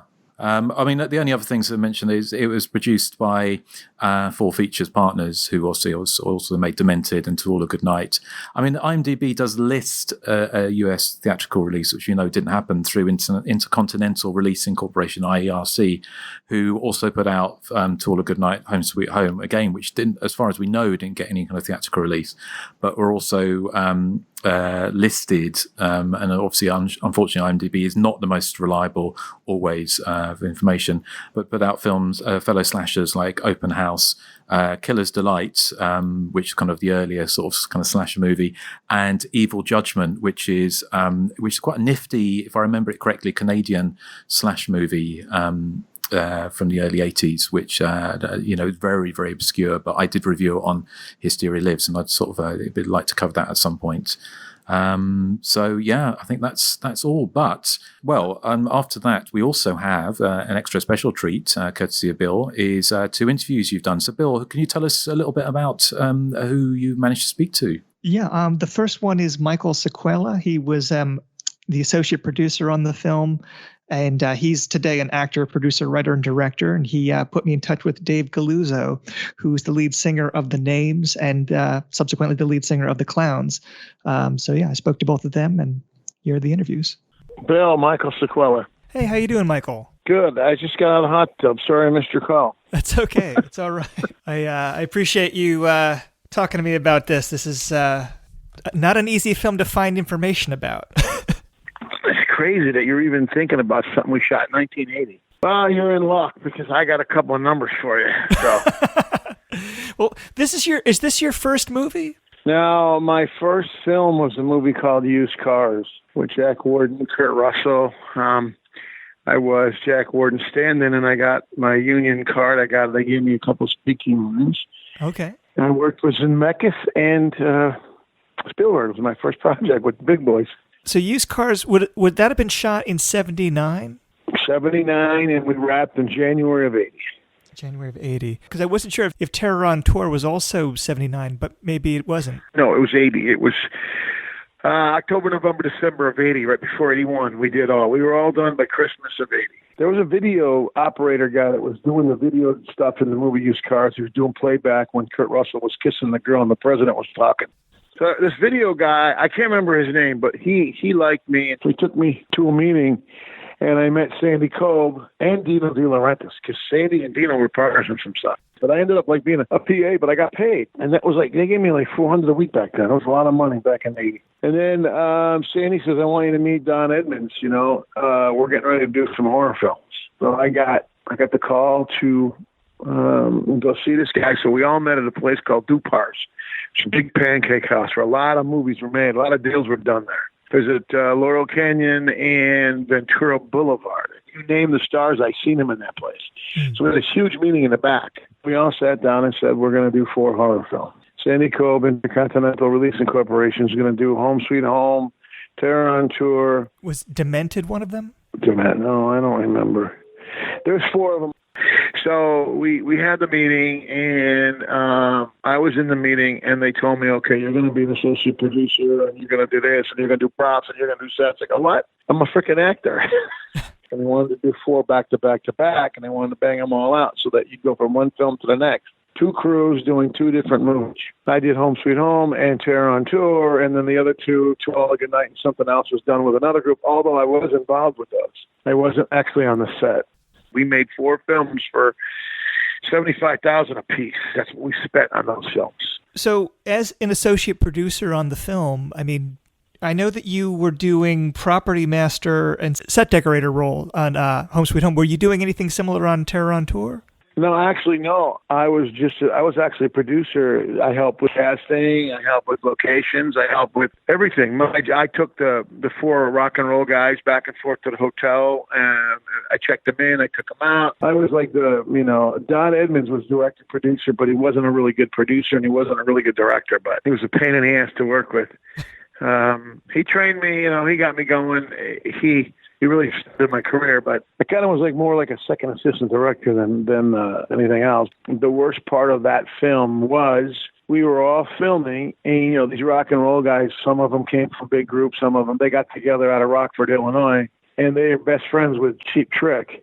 Anyway, so all I know is that when John Lennon got shot, these guys went ballistic. It was crazy. We had to shut down for a few hours. Everybody was in shock. I remember we closed down and we all went to a hotel bar and we all sat around. And I don't drink, but they were all drinking, all upset that John Lennon was dead. Yeah, we were filming. We were actually shooting the day we got the announcement that he got shot in the back. So that's a little piece of trivia. Wow, that is, yeah. Well, the way that Don Edmonds described the shoot in an interview, he made it sound like it was a 5-day shoot, just essentially all in the Wilshire Theater. Is that accurate? Well, I'm sure he was bragging, but it was not. We shot 9 minutes of film for 10 days. To do a 90-minute movie, there's no way we did it in 5 days. We did it. We shot. It was not. I remember shooting 9 or 10 minutes a day for 9 or 10 days. You said October, November, December. Did you have to do pickup shots much later on that film? Because that one actor who played the soup Nazi on Seinfeld said that he had to come back a year later. Does that ring a bell? Yep, they did. They came back and did some shots with him. They had to do some prosthetic makeup with some of the guys. They flew a couple of the band members back down. Sandy did a deal, he finally got a beta VHS deal, and he finally got released. It was a couple of years later before they finally came out. I've read conflicting things. Do you happen to know who wrote the movie? Same writer that wrote Home Sweet Home wrote that one. Is it Alex Rabar? Yep, you got it. Okay. Alex wrote it. He wrote almost all of them. He wrote them all for Sandy Cobb. So he wrote it because the credits give Del Lakis the screenplay credit. Alex Rabar is in the film too, but he's not in the credits.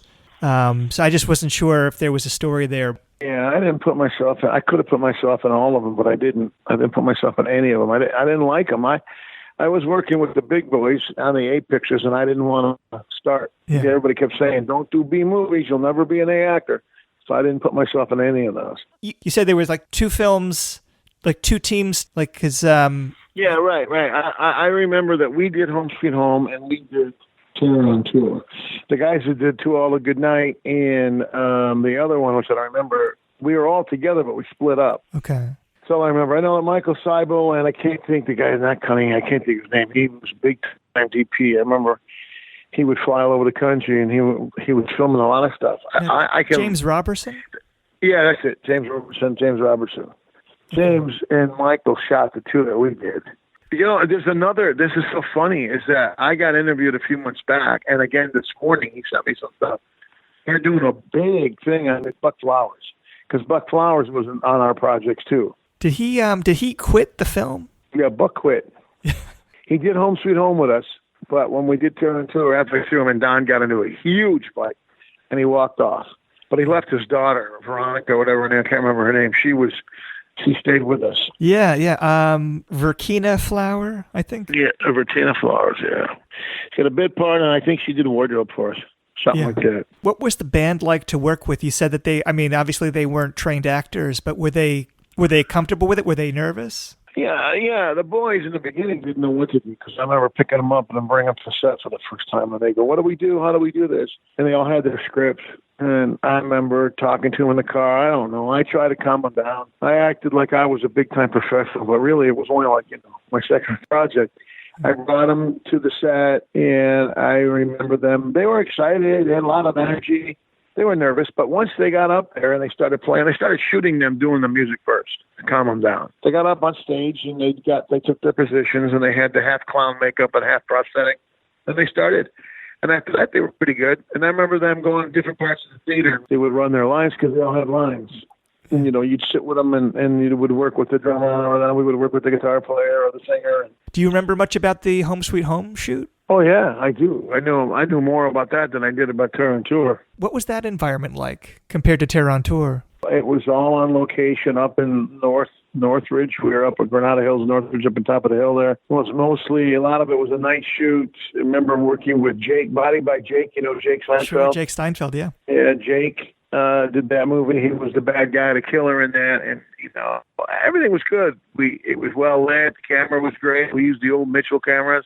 Everything was heavy. It seemed to be, the crew was better. The acting was better. Everybody rehearsed. The Thanksgiving dinner set was great. It was really comfortable, if I remember, because Don was not fighting with Buck. Buck was doing his thing. Don was doing his thing. But Don didn't have a temper at that moment. And I remember filming a lot of night scenes, and it was really cool in the woods. Yeah, it was great. And I remember everybody liking everybody, and it was like a family. But then Terror on Tour was really different. People didn't get along. Don was screaming. Buck was screaming. They were fighting. I remember Buck's daughter trying to stop it a few times. I remember the meetings we had. Sometimes they'd shut down for an hour or two while they were fighting. We used to have to wait. We didn't know what was going on. And we were just across the street from Sandy's offices, so we were constantly going back and forth to his office. He was coming over in his suits with his partners or whatever and yelling at us, "You got to get this done. We're running out of time." So there was a lot of pressure on that because we were right by his office. And the other one, there was no pressure. To me, even though it was low budget, it seemed like a nice big budget picture the way it went. Was Nettie Pena, was that her name, the director? Nettie Pena. She directed Home Sweet Home. What was she like? She was really great. Knew her business, very professional. She looked like, can't think, Maria Conchito, whatever her name is, the Mexican actress. Alonso? Yeah, she looked just like her. They could have been sisters. And she was professional, and we liked her. Her and Don were always in meetings. All I know is that it was nice. She was good. I watched her. The thing that I remember was the dinner scenes around the Thanksgiving table. She did a great job on that. And then the night with Jake running around the forest with the big knife in his hand. Do you remember if there was anything that didn't make the final cut of Terror on Tour? Like anything that you shot or anything that you remember in the script that didn't make it because of the budget or the time? A lot of the footage on stage with the guys, some of the stuff, their manager that would dress up as the killer, mm-hmm. some of the stuff that was done backstage in the bathroom or in the wings, some of that stuff didn't make it. I noticed when I saw it, but I can't really remember. All I just remember, oh yeah, what the hell happened to that? But that's so long ago, I can't even remember. But I do know that there were some pieces with the manager guy that didn't make it. 27 years after Terror on Tour, I made my first horror film. I directed and produced and starred in a movie called Blue Lake Butcher. It's called Blue Lake Massacre, but we changed it to Blue Lake Butcher. It's got Burt Young in it, Paulie from Rocky movies, James Russo from The Burning Bed, from Donnie Brasco, Tim Thomerson from Uncommon Valor. Anyway, so you want to watch a gore film. For good horror, that's gore. Blood everywhere. Chop off 16 kids' heads. It's crazy. It's on Amazon Prime for $1.99. I'll check it out. Yeah, no, I'd like to see it. Appreciate so much all the stories and information you've given me. This has been really eye-opening. You watched the whole movie, huh? Oh, I've watched it. Yeah, I've got to talk about it. I'm so sorry for you. Terror on Tour. Hey, Dave, this is Bill Ackerman calling. Hey, Bill, how are you? Good, how are you doing? Good.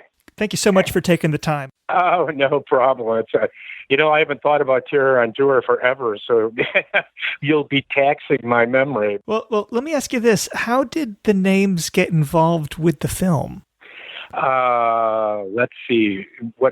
We had actually broken up. We were from Rockford, Illinois, which is kind of where Cheap Trick is from, and we were supposed to be the next group that made it out of there. And when things started to unwind and we were never able to secure a record deal, we broke up. But prior to having done that, we had done some studio work at Curtom Records in Chicago, which was Curtis Mayfield's record label, and they were a subsidiary of RSO Records, which was the whole Bob Stigwood, Robert Stigwood thing down in Florida, the Bee Gees and all those kind of people. It was a huge label at the time. So they had these tapes laying around, and I don't know if they were just trying to make a couple of bucks back or what, but they talked to somebody that was putting together this cheesy movie in California and said they wanted to use the music if they could. Well, I had already moved from Illinois out to Arizona just a couple of months prior, and they said, would it be all right if we used the band's name and the music? I said, sure, I don't care. The band broke up anyway, so I left it at that. And then it was about a week later, I got a phone call that said, listen, hey, would you mind coming to Chicago again and doing the vocals for this thing? Because we're going to re-record some stuff. And, then we'll use that for the soundtrack. I said, sure, that sounds like fun. And we made arrangements to do that. And it wasn't 2 days later, I got a phone call again that said, listen, we know you guys aren't actors, but would you like to actually be in the movie playing yourself? So, and then I said, well, that sounds crazy. It was like a paid vacation to Beverly Hills, So we had no expectations, to put it mildly. But we got together. We did some studio, did this stuff real quick, like in a day or two in Chicago at Curtom Records. And the next thing, we literally left from there to California, and the next day we were putting on the goofy makeup and trying to pretend we knew what we were doing. So those songs that you play in the film were original songs from the names. They weren't written for the characters, the clowns that you play in the movie. Right. They were just some heavier kind of rocky tunes that we had done, and they were putting together those type of songs to actually shop a record deal is what it amounted to. And then nothing came of it. So they were kind of just laying there. And to the best of my knowledge, someone who was involved in all of that at some level said, let's, recoup some money or something. And they, because Curtom Records, are you familiar with RSO Records at all? Not too much, but I had a question about Curtis Mayfield only just because Richard Tufo was the musical arranger on the film, and I thought he had some connection to Curtis Mayfield, and I wasn't sure if that was a coincidence. Yeah, no, he actually was the guy that did he was the guy that did the original. We had gone up there to do some demos, once again, shopping record deals. And I believe it was Richard Tufo who was the actual producer, engineer in the studio when we did them. So yeah, he was part of the Curtom Records crew over there. But the big record company was RSO Records, which was, that was huge at the time. They were doing like the Meatballs movie, all the soundtracks for that kind of stuff. And they had the Bee Gees and, Robert Stigwood was just an enormous name in the industry at the time.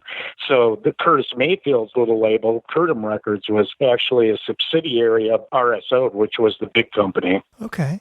Well, let me ask you this. So you flew out there, and what I was told was that the shooting was October, November, and December of 1980. Does that jive with your memory of it as far as how long you were out there? No, actually, I think it was less time than that. At least for our parts. I don't know what else they shot. Okay. We were literally there, I think, just several weeks in December is what it amounted to. So we might have come in later on as things, because I know they shot that thing. It was really cheap, and they shot it all out of sequence, and they were changing it up when we got there. So it sounds like that makes sense. As far as the time structure goes, but we were there far probably less than that. I think we were there like 3 weeks or something. In December for sure, because I know we were in a little bar at the hotel we were staying in, and I can't remember the Beverly Crest Hotel. How about that? It came back, and we were down in the bar, and on the news was the shooting of John Lennon. So it was literally that day we were down in the bar when making that movie. So I could definitely verify the December 1980. From what I understand, a lot of it was filmed at the Wilshire Theater in Beverly Hills. It sounded like maybe the entire principal photography, a lot of it was done like in maybe a week, a little bit more than a week. Yeah, it was fast. I mean, there was nothing. It was pretty comical, actually.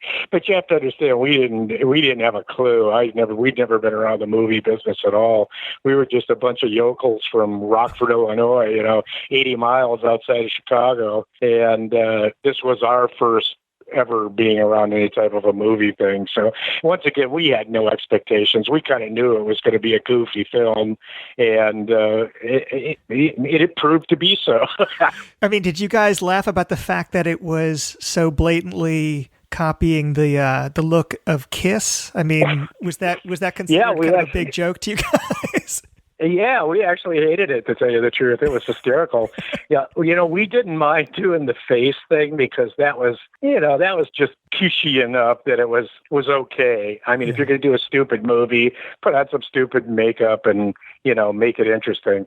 But when they put those goofy ass wigs on us, that was a whole different, we almost didn't do it because of those wigs. So, yeah, did we know it was ridiculous? Of course. You said that the band was really no longer active at the time that you got the offer. I mean, what was the conversation like? Like, do we want to get the band together and be movie stars in a horror movie? No, what really all it was truthfully at the time, I think it was like ridiculous money. It was like a $5,000 deal and supposedly a small percentage of any money that it ever made. I can't remember what those figures were at all. And it was some per diem, per day deal that while we were there. And truthfully, it was just a matter of, hey, let's take a trip to California, and see what's going on out there. And, maybe some kind of a goofy record deal will come out of it, or, who knows? Like I say, we were broken up. So it was, if anything came from it, awesome. If nothing came from it, okay, well, we're right where we're at anyway. So it was so bad. Nobody had any illusions that this thing was going to be anything other than what it was, Yeah. And in our circle, it just became kind of a campy, culty type thing that, we used to throw it on and sit around and have a beer and laugh, Well, what's funny about it, it's like nobody, I like Terror on Tour, but I have no illusions about its artistic merits, but like, it almost feels like when you watch the scenes with your band hanging out together, it almost feels like you're in on a private joke, like a little bit. Yeah. It seems like the rapport that you guys have with one another feels kind of like, in a way, the fact that you guys don't feel like actors, it's interesting because it feels more authentically like a real band has been cornered by a film crew. Yeah. That's kind of the way it was. Yeah. It feels like you guys really are a band. And the writing of the film is a little bit on the stilted side. It still feels like a genuine band, and the stage show doesn't feel like actors trying to be musicians. Well, and they changed that up too. Once again, as my memory serves, Cherry was actually supposed to be a girl singer, the character I played in the movie. Mm-hmm.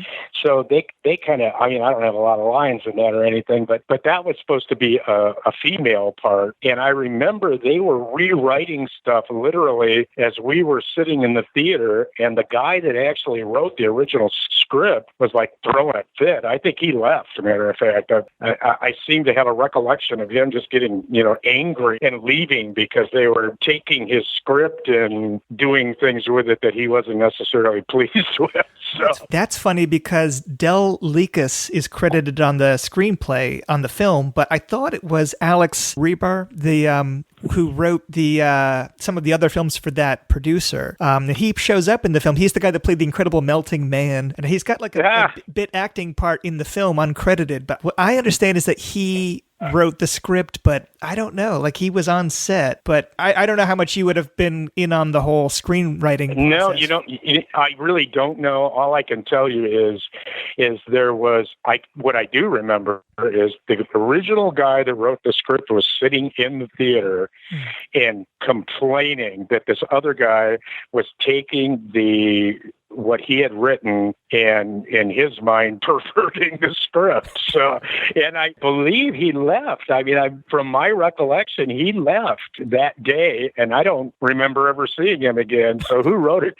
Whoever did the writing at that point, you probably know more than I do. I mean, was your sense of it that it was a very rushed environment? It sounds, from what I can tell, like a very stressful production, just in terms of like how quickly it all went. It went really quick, but it wasn't stressful for us, really. I mean, everybody that worked on the film was actually, once again, take this with a grain of salt, because we weren't actors. I didn't have any background in the movie business in California at that time or anything else, but we were comfortable. I mean, we had a good time. It was fun. And when they did it, I don't remember who directed it. Do you remember the guy's name? Don Edmonds? Yeah, Don Edmonds. He was fabulous. He was just an all-around. Matter of fact, he gave me his coat.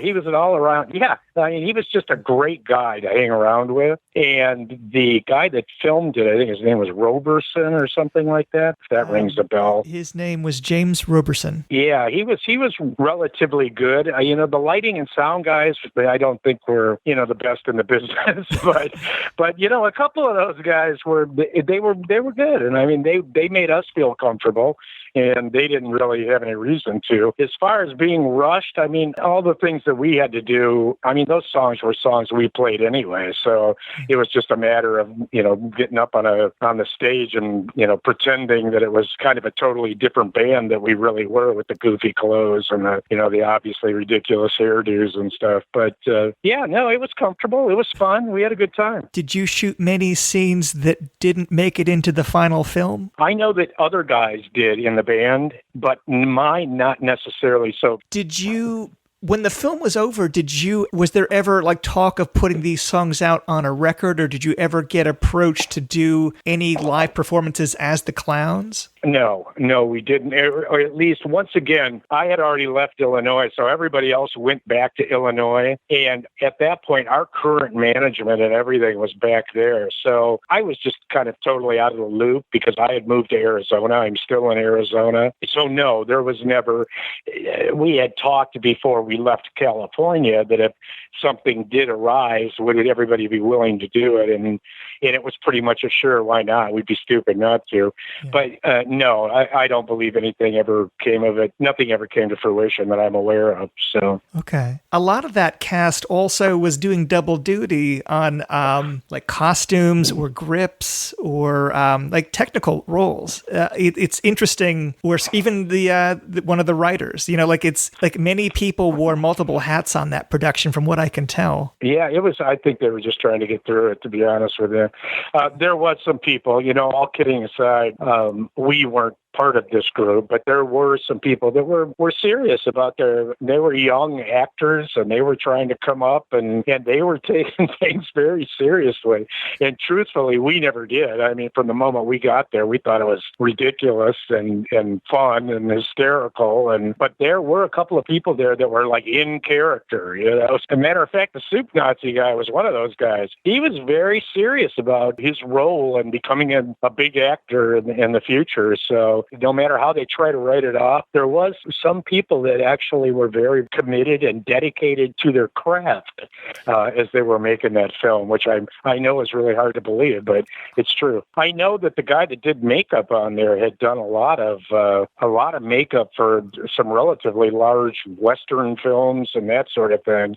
I don't even remember his name. I remember he had this great pompadour 1970s kind of car salesman hairdo that was cool, and he was a great guy. He was just, a great personality, made you feel comfortable. Yeah, was a really nice man to work with. And once again, I don't remember his name, but he was the guy that actually did him, and another guy, a younger guy, did the face prosthetics.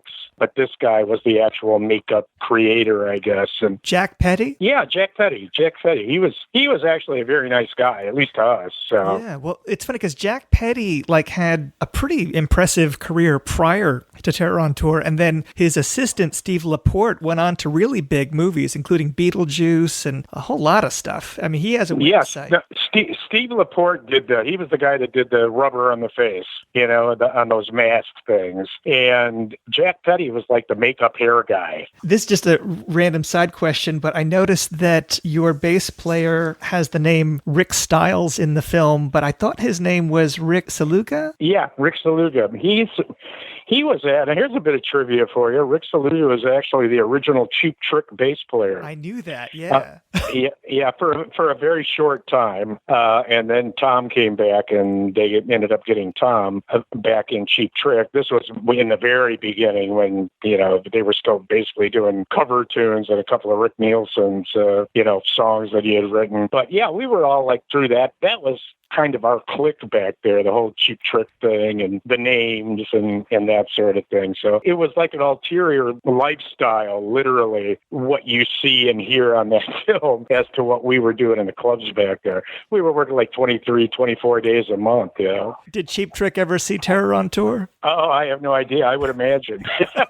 God forbid, I've never had an opportunity to talk. I haven't talked to any of those guys in 100 years, but I don't think that I could have bared the razz I would have gotten had that been the case. So. Did you ever see the episode of Seinfeld with your former manager as the Soup Nazi? Oh, yeah, and I actually talked to him. John Kalachi, who was our sound guy, he's the road manager for the Bangles and Lucinda Williams and people like that out in L.A. right now. And one day I got a call from him. He was actually living with some porn star out there or something. And the Soup Nazi was over there, and he got on the phone. So, yeah, I was like, this was well later. But that was his first movie, too, which is hysterical. Yeah, he writes a very funny IMDb user review apologizing for it. Yeah. Yeah, well, that's pretty much what everybody thought. I mean, we were all apologizing. So, but yeah, it was fun. It was stupid. Once again, anybody that tells you anybody had any really high expectations or aspirations, they would be kidding you. The only thing that was kind of interesting about the whole thing was Don Edmonds, because he had the Elsa She-Wolf of the SS, and which was a relatively huge cult film. Sure. The Names was actually a serious band. I know it's hard to imagine with what you see in the movie. No, I've heard your recordings. I know. And actually, I think the general word on the street with this film tends to argue that point, that this was actually a real band that got roped into this goofy movie. Yeah. So, but it was there once again. It was fun. I mean, don't take it like that we thought, oh my God, we're trying to get us into something that we don't want to be in. It was we were all in. It was hysterical to us. We were having fun with the thing, and even afterwards, like I say, when people are calling you up and saying, yeah, we saw your goofy movie. Oh, really? You sat down and watched that thing? Ah, wonderful. Yeah, it's hysterical. So, it was like a great movie to sit around and say, yeah, that's me when I was young and having fun in California. But that's about all it was, trust me. So, yeah, there's no illusions of grandeur there that I'm alluding to. So I thank you so much for sharing all these stories. This has been really helpful. And I know that fans of the movie are going to really love hearing this. Well, you're very welcome, and thank you very much for taking the time and looking at it through the lenses of what it actually was, which was kind of just a fun, weird little thing that happened a long time ago and that nobody had any weird expectations about. And we can still look at occasionally, have a beer and laugh and say, yeah, that's us. How about that? Thank you, Bill. Wow, those are great interviews. Yeah. Awesome. Well, that was a real treat. It was back when we actually weren't quite so lazy. We used to get our interviews ourselves, didn't we? But I blame Erik. Yeah. I blame Nathan. I've tried. Well, I blame to get Joseph. Well, I've tried to get interviews with several people, and they're like, "Sure, I'll do an interview," and then you never hear from them again. It's always tricky, isn't it? Because it used to be back in the day when you could contact people on Facebook without going into the infamous other folder. Which like sometimes that's how I got all my interviews. Honestly, yeah, me too. But that's sometimes I get like an email back from someone or a message about 2 years later and go, "Oh, I just seen your message. Do you still want to talk?" Yeah. But no. Well, thank you, Bill. So yeah, I wrote to a lot of people that didn't get back to me. It's weird that there'd be people ashamed of this film, but apparently not everyone is excited to talk about it. This will be Bill's last guest appearance on the Hysteria Continues. Hey, Bill, did you find Lisa Rodriguez? No, I didn't. And actually, even the producer didn't seem to even remember her, unfortunately. Oh, darn. Do you think she might have been related to Don Edmonds? Because Don Edmonds, he kind of I'm not sure if that was his real name or because he looked like Hispanic heritage to me, Don Edmonds, or maybe because he was in Home Sweet Home. He was Lisa Rodriguez played his wife, didn't she? I think. Yeah. Like I said in the Home Sweet Home episode, I thought, that movie had sort of a kind of a Spanish feel to it, especially the locations. So that would kind of make sense, maybe. Yeah. There was nothing Spanish about Mistake. You're America. El Chupacabra is what he was. So he was Spanish. Well, from Toya on Tour to another travesty. It's my joke of the week. It's so freaking fantastic. So, what does a clown do to get rid of parasites? He slaps Tick. Tick. That's a clown. I like that one. That was Thank you.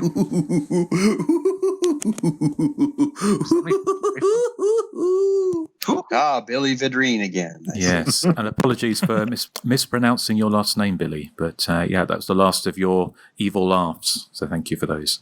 And I forgot one other thing I forgot. And I think you should apologize to Erik, Bill. I apologize profusely, but I don't know that I'm understanding it. Slapstick.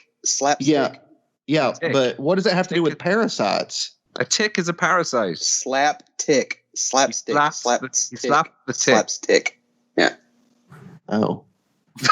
It's not a pun on an actor's name for once. I'm so used to Erik's puns. Yeah, well, you see, Simon Logan threw shade on my puns last week. Oh, son. Oh, Simon, you're fired. Yeah. Erik, are you putting that forward for the Edinburgh Festival for Joke of the Year? I have, yeah. Right. Well, Joseph, what did our listeners think of the movie? Okay, well, out of 46 votes, 85% enjoyed Terror on Tour. What? Wow. Yeah, whilst the other 15%, did not. Our listener of the week is Gregory Burkhart. He's been on the show before, and he writes, "If loving this movie is wrong, I don't want to be right." No, Gregory, just bizarrely confused about what good movies are. You can find us on Facebook, Instagram, Twitter, YouTube, and pretty much anywhere you catch your pods. And our email address is info or feedback at thehysteriacontinues.net. Yes, and thank you for writing in. One thing I knew there was another little bit of trivia that I'd kind of passed over. I mean, it's not the most exciting bit of trivia, but I thought it was fun. Is Camellia Caff, who is listed as freebase chick, has been engaged to ELO's Jeff Lynne since 1988. So there you go. That's a very long time to be engaged to somebody, isn't it? 32 years. It's a living thing. So Xanadu. Well, exactly. Yes, got the Xanadu connection, isn't it? So yeah. Well, that was Terror on Tour. So, Bill, thank you for helping us choose that one. I know Joseph won't agree, but Bill, you're fired. HR would like to speak with you. HR would like to speak with you right now. I apologize. Well, don't forget, Bill also picked Alice Sweet Alice, which was excellent. So I think that for you, Joseph, he should be middle of the road. Although for me, Bill, you're much higher because I love Terror on Tour. I don't remember the Alice Sweet Alice episode, but I do remember that I was kind of the contrarian on that episode as well, because I like that movie, but I don't love it. Yeah, I would think I was the same. Yeah, you both were a little bit more mixed on it than I am. That's okay.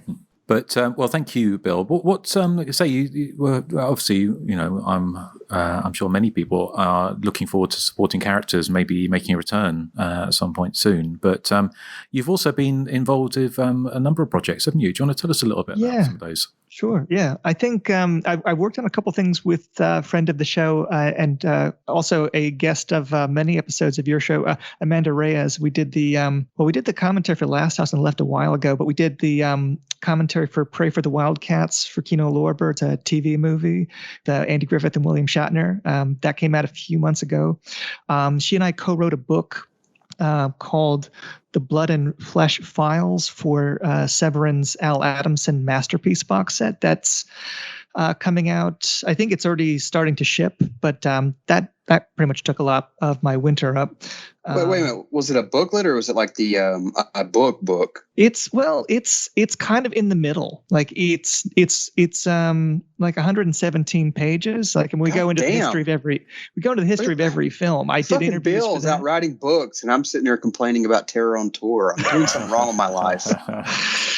Yeah, well, I mean, you know, I think it came out pretty well, you know, and the movies, I mean, some of them were made in even much more rushed circumstances than Terror on Tour. If you've seen any Al Adamson movies, I don't think I've seen an Al Adamson movie. Yeah, I mean, they're not all horror movies. I mean, his early horror movies are, you know, things like Dracula versus Frankenstein, I think, is a big one. But he did biker movies like Satan's Sadists and all sorts of different kinds of exploitation movies, some blaxploitation stuff. But yeah, I did that and. Little bit of writing. I don't know if it's in the booklet or not, but I think something I wrote is going to be in the Second Sight Dawn of the Dead book that comes with that set, I think, but I haven't seen it yet. And I'm working on a commentary for some that hasn't been announced yet.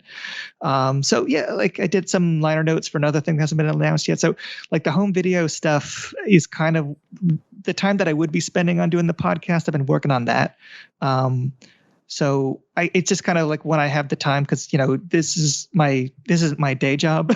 So I only have so many hours in the day for stuff. But yeah, that's what I'm working on lately. I guess the Al Adamson thing is the big thing. But So, Bill, what was the reason supporting characters is offline for the time being? If it's personal, you don't have to say it, but I was just curious. I'll edit it out. Either way. No. It was kind of just I was really just kind of busy and like technical stuff. It wasn't anything. It wasn't anything like it wasn't anything awkward or personal. It was just busy.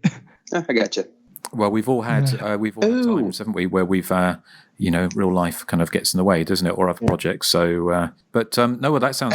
Adamson did Nurse Sherry. I didn't know that. I don't think I've seen that could actually fit the support the you know, the Hysteria Continues, because that is kind of a slasher movie. Yeah, it is. It's kind of I would say, you know, kind of like a proto slasher at least. Yeah, I think the version on the box set is a little bit more sexploitation-y than the version that Vinegar Syndrome put out. But yeah, no, it's definitely in that proto slasher ballpark for sure. Excellent. Well, Bill, thank you ever so much for joining us on the show. As always, it is a pleasure to have your input and your, you know, amazing knowledge of these movies. So, so look forward to next time when hopefully you'll pick a good movie. But not a joke. But, thank you. I mean, there won't be a next time. Well, yeah, you know, I'm a huge fan of this show, so it's always nice to be welcome, you know, back as a guest, even if Terror on Tour is what I come armed with facts about. Hey, I swear, I support you, Bill. I do. Yeah, you're fine, Bill. But if you pick Rocktober Blood next time, we're gonna have words.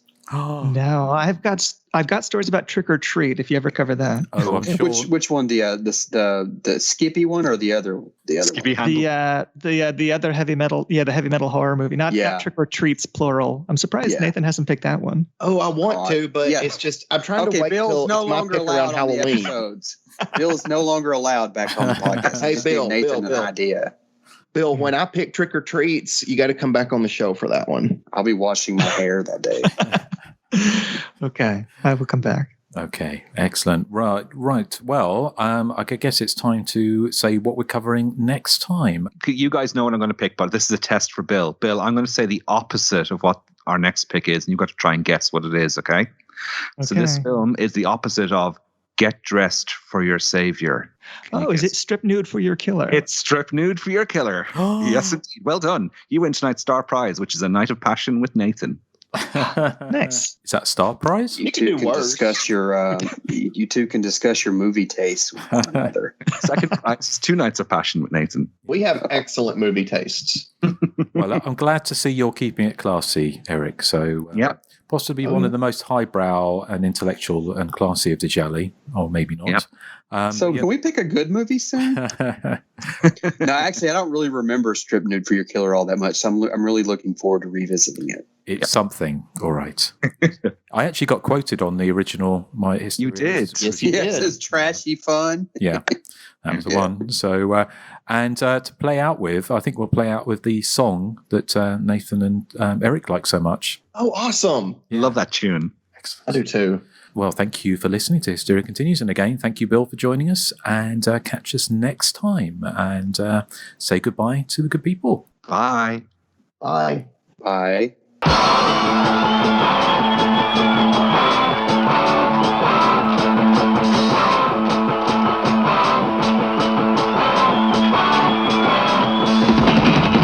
kind of woman take pieces of me.